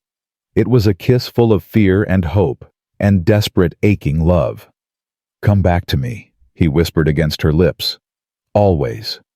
She left for Cheyenne 3 days later, carrying documents and testimonies from a dozen ranchers' evidence of Thornton's crimes that would surely be enough to convince Judge Harrison to investigate. The children cried when she said goodbye. Even Emma, who'd become her fiercest defender in the week since their breakthrough. "You're coming back, right?" Emma demanded, her voice fierce, even as tears streaked her face. "You promised Lily. You can't break a promise to Lily." "I'm coming back." Clara hugged her tight. "I promise all of you. 2 weeks, maybe less, and I'll be home." "This is home," Lily corrected, clutching her doll. You said you weren't going anywhere." "And I meant it. Home is here. Home is you." Clara knelt down to Lily's level. "But sometimes, to protect our home, we have to go away for a little while. Do you understand?" Lily nodded solemnly. "Like when Papa goes to check the far pastures." "Exactly like that." Jack hung back, his face pale but determined. "I'll take care of everyone while you're gone. I'll do my breathing treatments without being reminded. I'll help Papa with chores." Clara pulled him into a hug. "I know you will. You're the bravest boy I know." Samuel walked her to where the stage would pass a mile from the ranch. They stood together in the pre-dawn darkness, neither wanting to say goodbye. "I've been thinking," Samuel said, "about what happens when you come back." "What about it?" "I want to marry you, properly this time. Not a business arrangement, not a desperate deal." He took her hands in his. "I want to stand in front of God and everyone and promise to love you for the rest of my life. If you'll have me." Clara felt tears spill down her cheeks. Yes, I'll have you. I'll have all of you." The stage appeared on the horizon, and Clara's heart clenched. It was time. 2 weeks, she said. "I'll be back in 2 weeks. I'll be counting every minute. One last kiss. One last look. And then she was climbing onto the stage, her documents clutched against her chest, watching Samuel's figure grow smaller and smaller until it disappeared entirely. She didn't know that Thornton had been watching. She didn't know that he'd already sent men ahead to Cheyenne. She didn't know that the hardest fight was still to come. All she knew was that she loved Samuel Holbrook and his children, and she would do whatever it took to protect them, even if it cost her everything. The journey to Cheyenne took 4 days. 4 days of rattling bones, frozen feet, and sleepless nights spent clutching the documents that could save everything. Clara kept them inside her coat, pressed against her heart, as if Thornton's men might materialize from thin air and snatch them away. She didn't know how right she was to be afraid. Cheyenne was chaos. Bigger than Silver Creek, louder, full of strangers pushing past each other on crowded boardwalks. Clara felt small and exposed, a country mouse dropped into a den of wolves. But she'd faced worse. She'd survived Boston society. She'd survived rejection. She'd survived a Wyoming winter with 3 children who didn't trust her and a man who didn't want her. She could survive this. The territorial office was a squat brick building near the center of town. Clara pushed through the doors and found herself in a cramped room full of clerks and paperwork, the air thick with tobacco smoke and the smell of ink. "Help you, ma'am." The clerk behind the counter looked bored. Young, pimpled spectacles perched on a nose that was too small for his face. "I need to see Judge Harrison. It's urgent." "Judge Harrison don't see walk-ins. You gotta make an appointment." "Then I'll make an appointment." The clerk consulted a leather-bound book. "Next available is March 15th. That was 6 weeks away. 6 weeks of Thornton having free rein to destroy everything Samuel had built. That's not acceptable. I have evidence of crimes. Serious crimes. Attempted murder, intimidation, sabotage." The clerk's eyebrows rose slightly. "That's so." "Yes, that's so. And if Judge Harrison doesn't see this evidence soon, people are going to get hurt, maybe killed." "Look, lady, I don't make the rules. Judge Harrison's a busy man.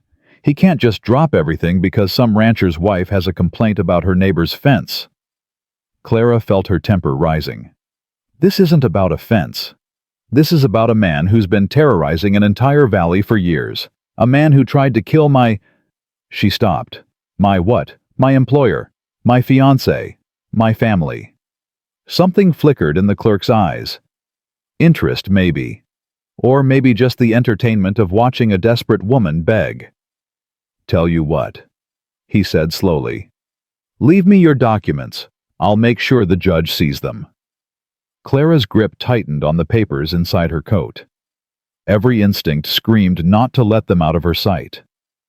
"I'd prefer to present them myself." "Then come back in March." They stared at each other. Clara's mind raced. She could leave the documents and hope for the best. She could come back in March and pray Thornton hadn't burned the ranch to the ground by then. She could... "Is there a problem here?" The voice came from behind her, deep, authoritative, with a slight southern drawl. Clara turned. The man standing in the doorway was tall and silver-haired, dressed in a black suit that spoke of money and power. His eyes were sharp, assessing missing nothing. "Judge Harrison?" The clerk's tone changed instantly, becoming deferential. This lady was just leaving. Was she? Harrison's gaze moved to Clara. "You're the one making all the noise about attempted murder." "Yes, sir. Clara Brennan from Silver Creek." Silver Creek. Harrison's expression shifted. "That's Thornton territory." "Yes, sir. And Marcus Thornton is the reason I'm here." Something passed across Harrison's face. Recognition, maybe. Or understanding. "Come with me, Mrs. Brennan. Let's talk in my office." Clara followed him down a narrow hallway, her heart pounding. This was it. This was her chance. Harrison's office was small but comfortable. He gestured for her to sit and took his own seat behind a cluttered desk. "Now then, tell me about Marcus Thornton." Clara told him everything. The years of harassment, the buyout attempts, the sabotaged saddle, the cut fence posts and slashed feed bags, the meeting at the church and the coalition of ranchers who'd finally decided to fight back. Harrison listened without interrupting. When she finished, he was quiet for a long moment.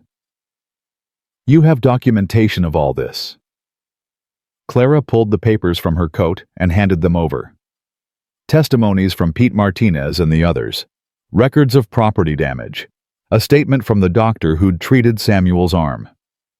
Harrison examined each page carefully. His expression grew darker with every one. "This is serious," he said finally. "If even half of this is true, Thornton's looking at criminal charges. It's all true. Every word. I believe you." Harrison set the papers down. "But believing and proving are different things. Thornton has money, influence, the best lawyers in the territory. He'll fight this with everything he has." "I know, but we have the truth." "Truth doesn't always win, Mrs. Brennan. I wish it did." Clara's heart sank. "So you won't help us?" "I didn't say that." Harrison leaned forward. "I said it won't be easy. There's a difference." He picked up the papers again. "I'll need time to review these properly. A few days at least. In the meantime, you should stay in town. Find a hotel. Keep your head down." "Keep my head down." "Thornton has eyes everywhere. If he knows you're here trying to build a case against him—" Harrison didn't finish the sentence. He didn't need to. Clara swallowed hard. "I understand." "Good. Come back in 3 days. I'll have answers for you then. 3 days." Clara nodded and rose to leave. "Mrs. Brennan." Harrison's voice stopped her at the door. "Be careful. Thornton's not a man who forgives easily, or forgets." "Neither am I," Clara said quietly, and left. She found a small hotel near the edge of town, cheap but clean. The room was barely bigger than a closet, with a narrow bed and a window that looked out on an alley. Clara locked the door, wedged a chair under the handle, and finally allowed herself to breathe. 3 days. She could survive 3 days. She wrote a letter to Samuel that night, telling him she'd arrived safely, that Judge Harrison was reviewing the evidence, that everything was going according to plan. She didn't mention her fear. Didn't mention the way her hands shook as she sealed the envelope. He had enough to worry about. She wouldn't add to it. The first day passed without incident. Clara stayed in her room, venturing out only to mail her letter and buy food from a nearby shop. She saw no one suspicious, heard nothing alarming. Maybe Harrison was wrong. Maybe Thornton didn't know she was here. The second day, she wasn't so lucky. She was returning from breakfast when she noticed them. 2 men standing across the street watching her hotel. They weren't doing anything obvious. Just standing. Waiting. Clara's blood went cold. She forced herself to walk normally, to climb the stairs to her room without running. But the moment she was inside, she threw the bolt and pressed her back against the door, her heart hammering. They'd found her. Thornton's men had found her. She thought about running, packing her bag and slipping out the back, finding another hotel, hiding until her meeting with Harrison. But where would she go? She didn't know this city didn't have contacts or allies. And if they caught her on the street alone— No. She would stay. She would wait. She would trust that Judge Harrison would come through. The third day dawned gray and cold. Clara dressed carefully, checked the window. The men were gone, and made her way to the territorial office. Harrison was waiting for her. His expression was grim. "Close the door, Mrs. Brennan." Clara obeyed, her stomach dropping. "What's wrong?" "Someone broke into my office last night. The documents you gave me, they're gone." The world tilted. "What?" "All of them. Every testimony, every record. Gone." Harrison's voice was tight with anger. "And I have a pretty good idea who's responsible. Thornton. Can't prove it. But yes." Clara sank into the chair across from his desk, her legs suddenly unable to hold her. Weeks of work. Dozens of testimonies. All the evidence they'd gathered gone. "We can get new testimonies," she said, but even she could hear the desperation in her voice. "Go back to Silver Creek, have everyone write new statements. That'll take weeks, months maybe, and in the meantime Thornton will be covering his tracks, intimidating witnesses, making sure no one talks. Clara pressed her hands to her face. All of this for nothing. She'd risked everything, left Samuel and the children, traveled 4 days in the freezing cold. There might be another way. She looked up. Harrison's expression had changed. There was something calculating in his eyes now, something that looked almost like hope. What way? The documents are gone, but the witnesses aren't. If we could get them to testify in person before Thornton has time to silence them. A hearing.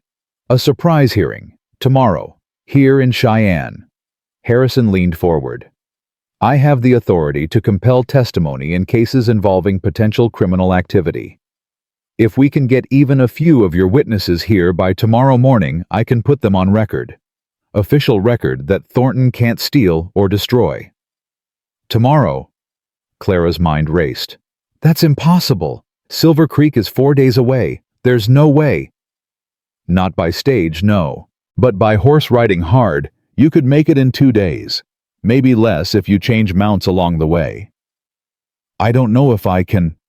You have to. Harrison's voice was urgent. This is your one chance, Mrs. Brennan. If you miss it, Thornton wins. He keeps terrorizing that valley, keeps hurting people, and no one ever holds him accountable. Clara thought of Samuel, of Emma, and Jack and Lily, of Pete Martinez and the shopkeeper, and all the others who'd risked everything to stand up. She thought of Thornton's men waiting outside her hotel, watching. I'll do it, she said. She left Cheyenne within the hour, riding hard, pushing her horse to its limits. The cold was brutal, the wind cutting through her coat like knives. But she didn't stop. Couldn't stop. Every mile that passed, she thought about what waited for her at the end. Samuel's face when he saw her. The children's arms around her waist. Home. She was halfway to Silver Creek when the riders appeared, 3 of them coming up fast from behind. Clara's heart seized. She urged her horse faster, but the animal was already exhausted, already flagging. Pull up, one of the riders shouted. Stop right there. Clara didn't stop. She bent low over the horse's neck and rode harder than she'd ever ridden in her life. But it wasn't enough. They caught her at a narrow point in the trail, blocking her path. Clara yanked on the reins, her horse nearly throwing her as it skidded to a halt.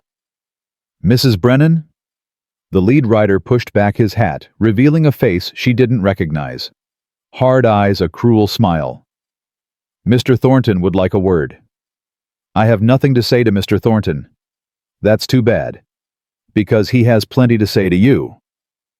Clara's hand moved toward the shotgun Samuel had insisted she take. But before she could reach it, one of the other riders was beside her, grabbing her arm, yanking her from the saddle. She hit the frozen ground hard enough to knock the breath from her lungs. Pain exploded through her shoulder, her hip, her head. Careful with her, the lead rider said, dismounting.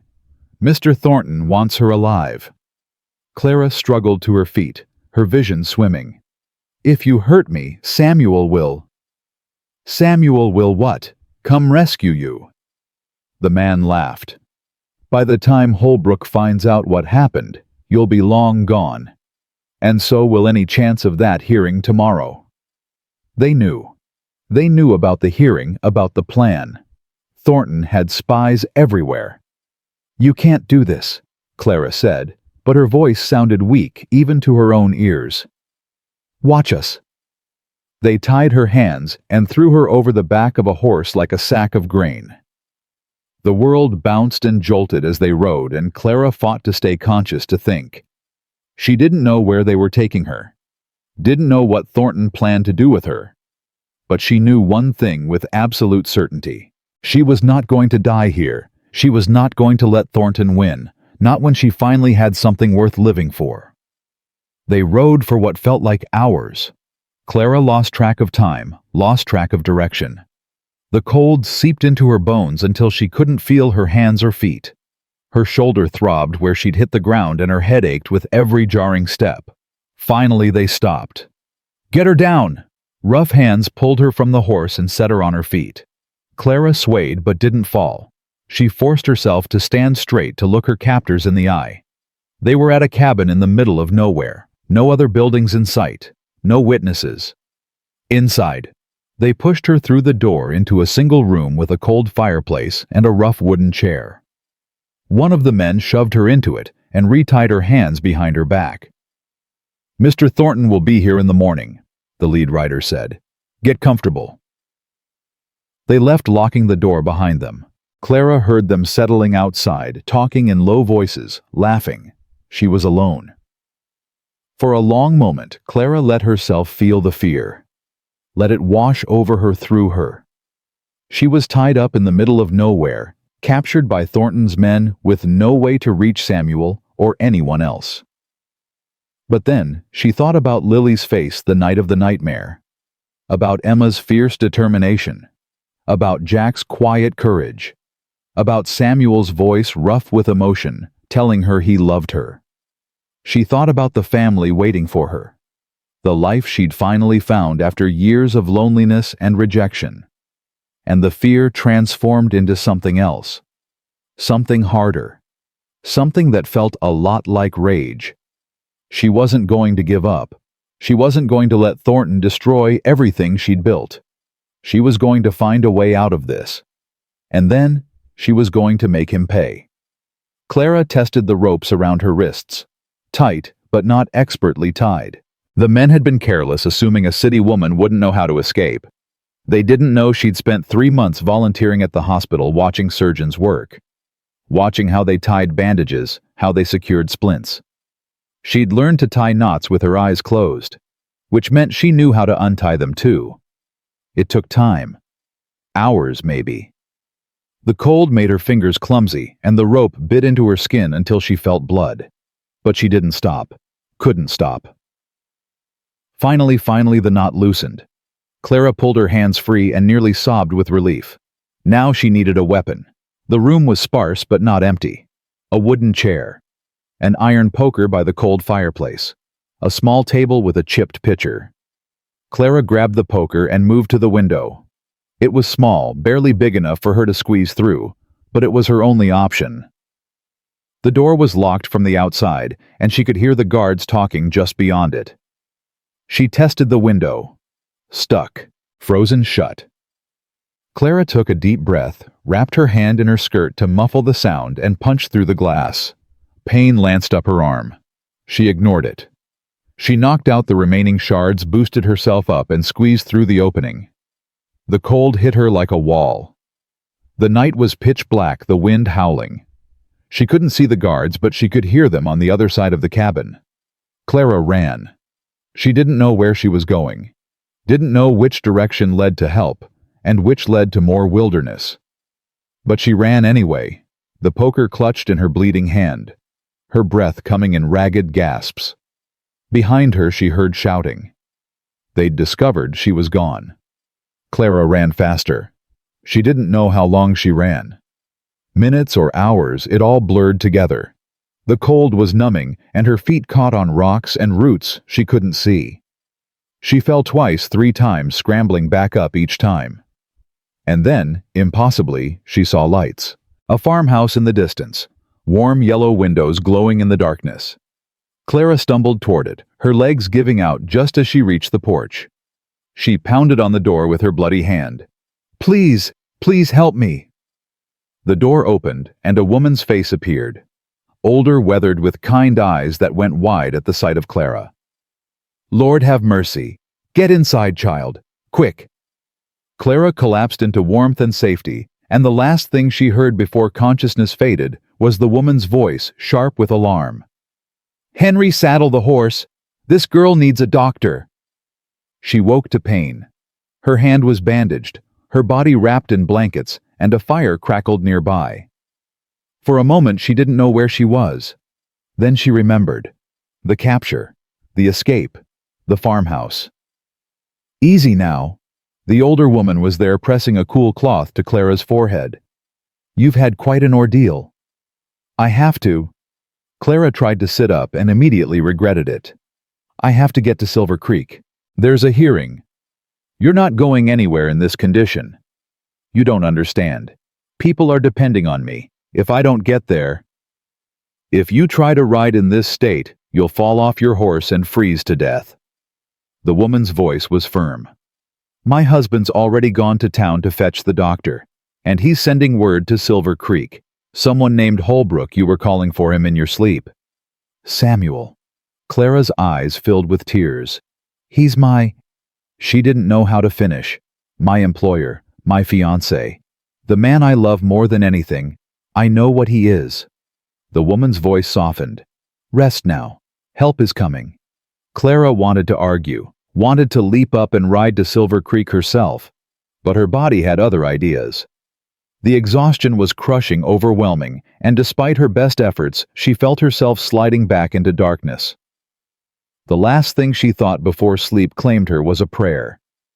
"Please let him come. Please let him find me. Please don't let it be too late." Samuel came for her at dawn. Clara woke to the sound of hoofbeats, dozens of them, pounding through the frozen earth like thunder. She pushed herself up, despite the pain, her heart racing, and then the door burst open, and he was there. Clara. Her name on his lips was a prayer, and a curse, and a sob all at once. He crossed the room in 3 strides and pulled her into his arms so tight she couldn't breathe. "You're alive. God, you're alive. Samuel." She buried her face against his chest, breathing him in. "Horses and leather and home. How did you find me?" The farmer's husband rode through the night, found Pete Martinez first, and Pete found me. Samuel pulled back his hands, cupping her face, his eyes wild with fear and relief. "When I heard what happened, when I heard Thornton's men had taken you—" His voice broke. Clara saw tears streaming down his weathered face, and she realized she'd never seen him cry before. Not once. "I thought I'd lost you," he whispered. "I thought— I'm here." She pressed her forehead to his. "I'm here, and I'm not going anywhere." The children were terrified. "Emma tried to saddle her own horse to come find you. Jack hasn't stopped praying since we got word. And Lily—" Samuel's breath hitched. "Lily keeps asking if you're going to leave like her mama did." Clara's heart shattered. "I would never—" I know you wouldn't." He kissed her forehead, her cheeks, her lips. "But we need to get home. Now, before Thornton realizes you escaped." "The hearing—" "Forget the hearing. You almost died, Clara. Nothing is worth that." "Everything is worth that." Clara pulled back, forcing him to look at her. "Samuel, if we give up now, Thornton wins. All of this, everything we risked, will be for nothing. I don't care about winning. I care about you. And I care about those children growing up in a valley controlled by a tyrant. I care about Emma and Jack and Lily having a future where they're not afraid." Clara's voice was fierce despite her exhaustion. "I didn't survive Boston and rejection and a Wyoming winter just to give up now." Samuel stared at her. Then slowly the corner of his mouth lifted. "You're the most stubborn woman I've ever met. That's why you love me." "God help me, it is." He sighed heavily. "All right, what's the plan?" Clara's mind was already racing. "The documents are gone, but Judge Harrison said if we could get witnesses to Cheyenne for a surprise hearing, that's a 4-day ride. 2 if we push hard. Harrison gave me until tomorrow morning." "That's impossible." "Maybe." Clara met his eyes. "But impossible is just another word for worth trying." Samuel was quiet for a long moment. Then he turned to the door where Clara could see a crowd of men on horseback waiting outside. "Pete," he called, "get in here." Pete Martinez appeared in the doorway, his weathered face creased with concern. "She okay?" "She's stubborn as a mule and twice as determined. Says we need to get to Cheyenne by tomorrow." Pete's eyebrows shot up. "Tomorrow, that's impossible, I know." Samuel looked at Clara, then back at Pete. "But she's right. If we don't do this now, Thornton will bury us. He'll silence the witnesses, destroy the evidence, and we'll never get another chance." So what do you want us to do? Samuel took a deep breath. Split up.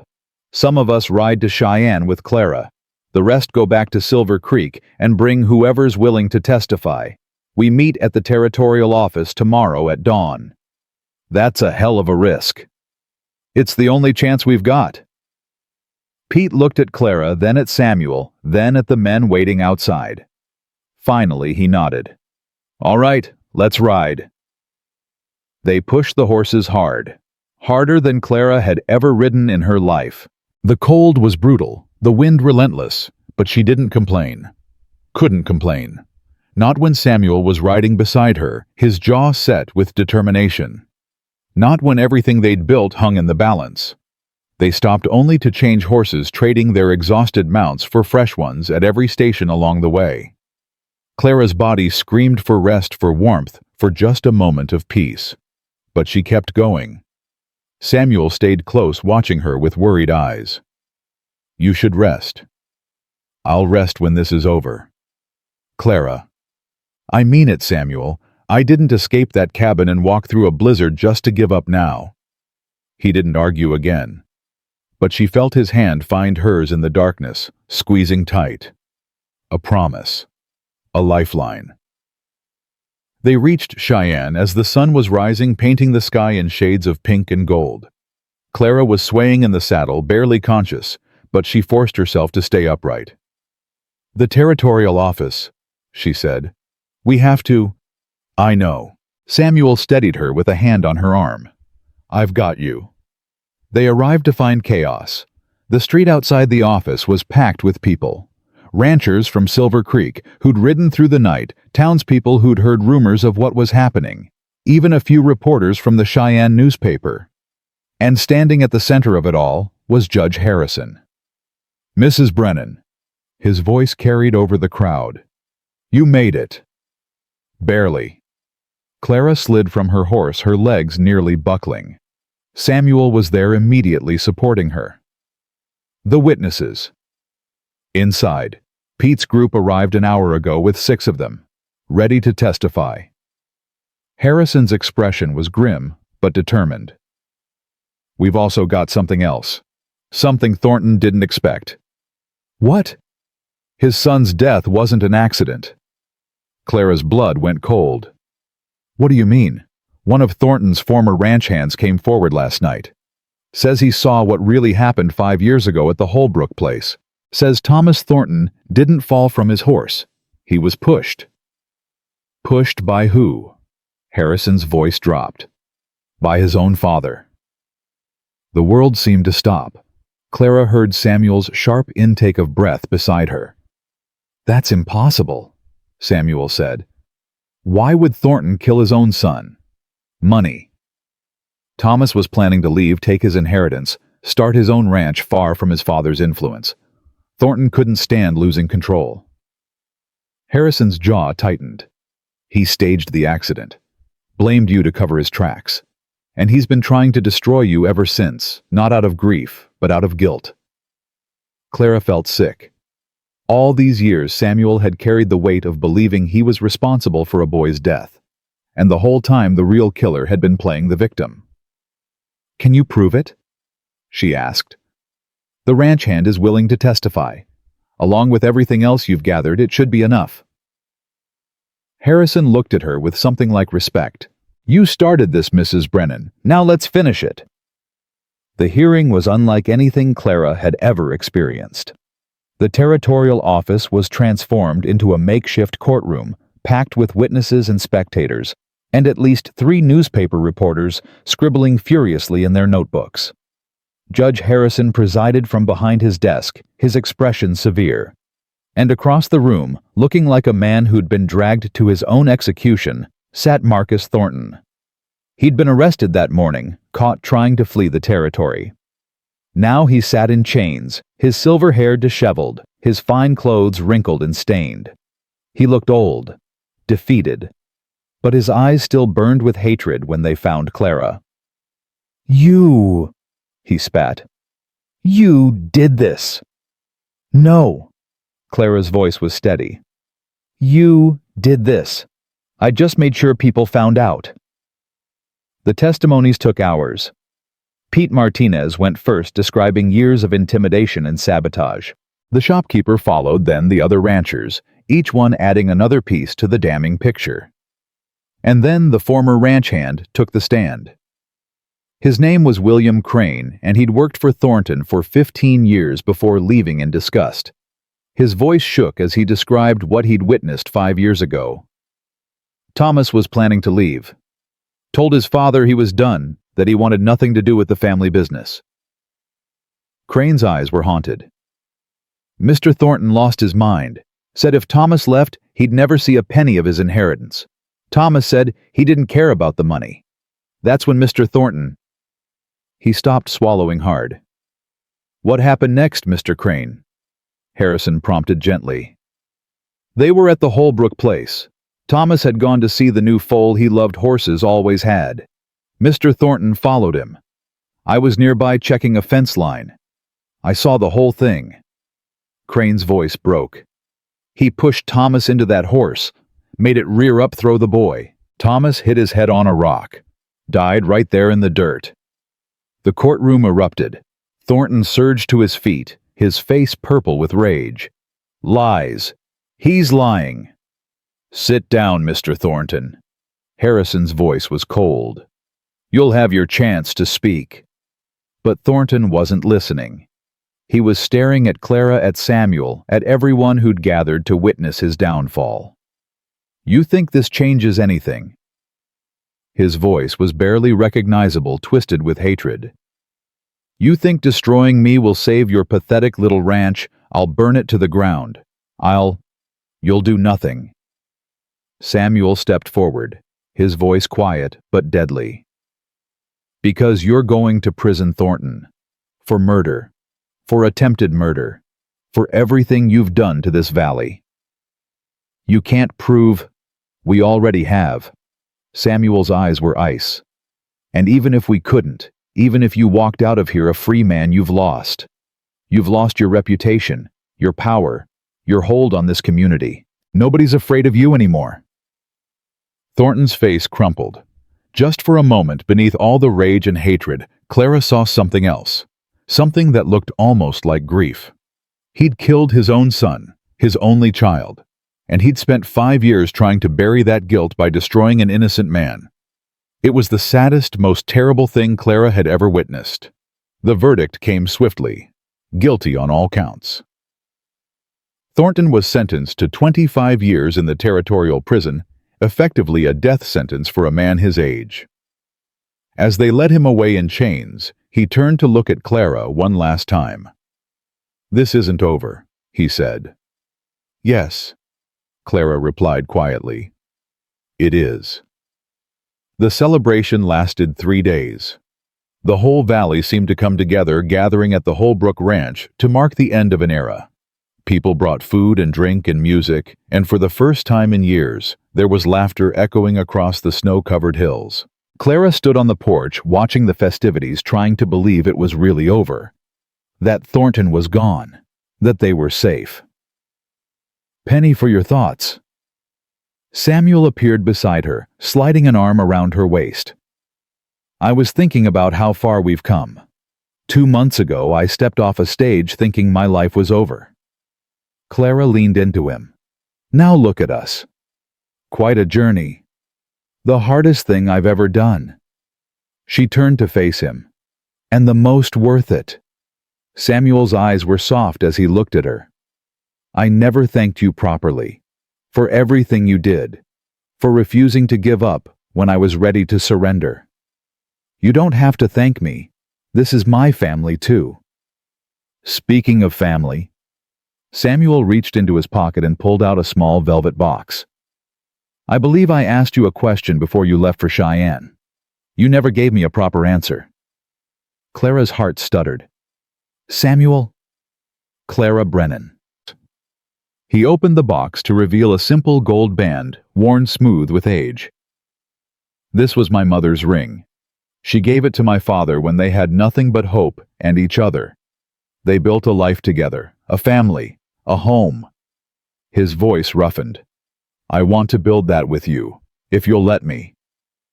Clara was crying. She couldn't help it.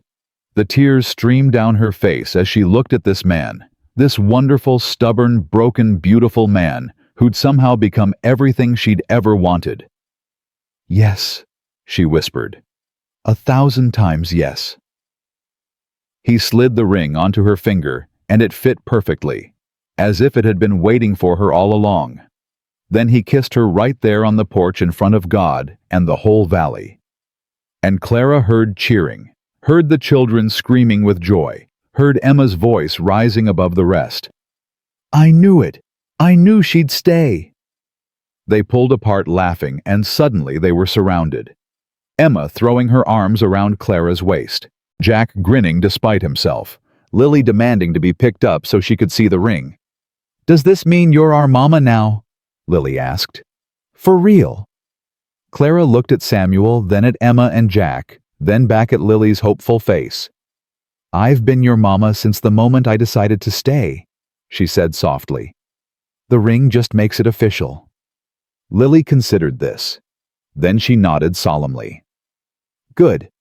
Because I already told everyone at church that you were my mama. I didn't want to be a liar." Clara laughed, pulling the child close. Over Lily's head, she met Samuel's eyes. He was smiling, really smiling, the kind of smile that transformed his whole face. They were married 2 weeks later in the same little church where the ranchers had first gathered to plan their resistance. Reverend Thomas presided, and half the valley showed up to witness it. Clara wore a simple white dress that Mrs. Henderson had helped her sew. Emma stood beside her as maid of honor, radiating pride. Jack and Lily sat in the front row, dressed in their best clothes, trying very hard to behave. When Clara walked down the aisle, she saw Samuel's face, the wonder there, the love, the overwhelming gratitude, and she knew she'd finally found what she'd been searching for her whole life. Not just a husband, not just a home, a place to belong. "I, Clara Brennan, take you Samuel Holbrook to be my husband," she said, her voice steady despite the tears. "To have and to hold from this day forward, for better or worse, for richer or poorer, in sickness and in health, to love and to cherish until death parts us." Samuel's voice was rough when he repeated the vows. His hands shook when he slid the ring onto her finger. And when Reverend Thomas pronounced them husband and wife, he kissed her like a man who'd been drowning and finally found air. The reception went long into the night. There was dancing and drinking and more food than Clara had seen in one place since leaving Boston. The children fell asleep in a pile by the fire, exhausted and happy. And when the last guest had gone and the house was quiet, Samuel carried Clara across the threshold of their bedroom now, and set her down gently. "Welcome home, Mrs. Holbrook." Clara looked around the room. Sarah's room once, still holding echoes of the woman Samuel had loved and lost. But Clara didn't feel like an intruder anymore. "It doesn't bother you?" she asked. "Being here where you were with her?" "No." Samuel's voice was soft. "Sarah would have wanted this, wanted me to be happy, wanted the children to have a mother again." He cupped Clara's face in his hands. "She would have loved you. I wish I could have known her. You know her through the children, through Emma's stubbornness and Jack's kindness and Lily's endless optimism." Samuel smiled. "The best parts of Sarah live on in them, and now you're part of that too." Clara kissed him, then pouring everything she felt into it. Gratitude, love, hope. The overwhelming joy of finally being home. Spring came slowly to Silver Creek. The snow melted, revealing green grass and wildflowers. The creek ran fast with meltwater, and the cattle grew fat on the new growth. Clara planted a garden where Sarah's had been using seeds she'd saved and ordered from a catalog back east. She didn't know if anything would grow. She was a city woman after all, with no experience in such things. But she tried anyway. Because trying was all any of them could do. The children thrived. Jack's cough faded with the warm weather, and by summer, He was running and playing with an energy that made Clara's heart sing. Emma softened slowly, her defensive walls crumbling until she laughed freely and called Clara Mama without any hesitation. And Lily, beautiful, hopeful. Lily never stopped believing that everything would work out in the end, because that was what Lily did. She believed. One evening in late May, Clara stood on the porch watching the sunset paint the sky in shades of orange and pink. The children were playing in the yard, their laughter carrying on the warm breeze. Samuel was in the barn finishing the evening chores. This was her life now. This ranch, this family, this man who'd rejected her and then chosen her and then loved her with everything he had. She'd come to Wyoming broken and desperate, convinced she was worthless because she couldn't bear children. She'd been told her whole life that a woman's value lay in her womb, that without children, she was incomplete. They'd all been wrong. She had 3 children who called her Mama. 3 children who'd needed her exactly as she was, not for what her body could produce, but for what her heart could give. Love, patience, courage, hope. That was her legacy. That was her gift. Samuel appeared from the barn wiping his hands on his trousers. When he saw her standing on the porch, he smiled that rare, beautiful smile that still made her heart skip. "What are you thinking about, Mrs. Holbrook?" "About how wrong I was. About everything." "How so?" Clara turned to face him, the sunset warm on her back. "I spent my whole life believing I was broken, that because I couldn't have children, I was somehow less than, less valuable, less worthy of love. And now I know the truth." She reached for his hand, lacing their fingers together. Family isn't about blood or biology. It's about showing up every day, choosing to love even when it's hard, being brave enough to stay when leaving would be easier. Samuel pulled her close. "You stayed when I gave you every reason to leave." "You gave me every reason to stay. You just didn't know it yet." Emma's voice rang out across the yard. "Mama. Papa, come look. Jack caught a frog." Clara laughed, the sound full and free. "We're being summoned." "So we are." Samuel kissed her forehead. "Ready." She looked at him. This man who'd been so broken when she arrived, who'd rebuilt himself alongside her, who'd taught her that second chances were real and possible and worth fighting for. "I've been ready my whole life," she said. "I just didn't know what I was waiting for." They walked down to join their children, hand in hand, the sunset blazing behind them. Clara Brennan had traveled 400 miles to become a mail-order bride. She'd been rejected for being barren, stranded in a frozen wilderness, and told she was worthless. But she'd found something better than acceptance. She'd found purpose. She'd found family.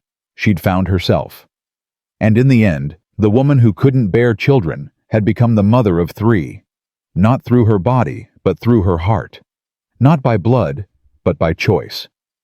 And that Clara knew was the strongest kind of family there was.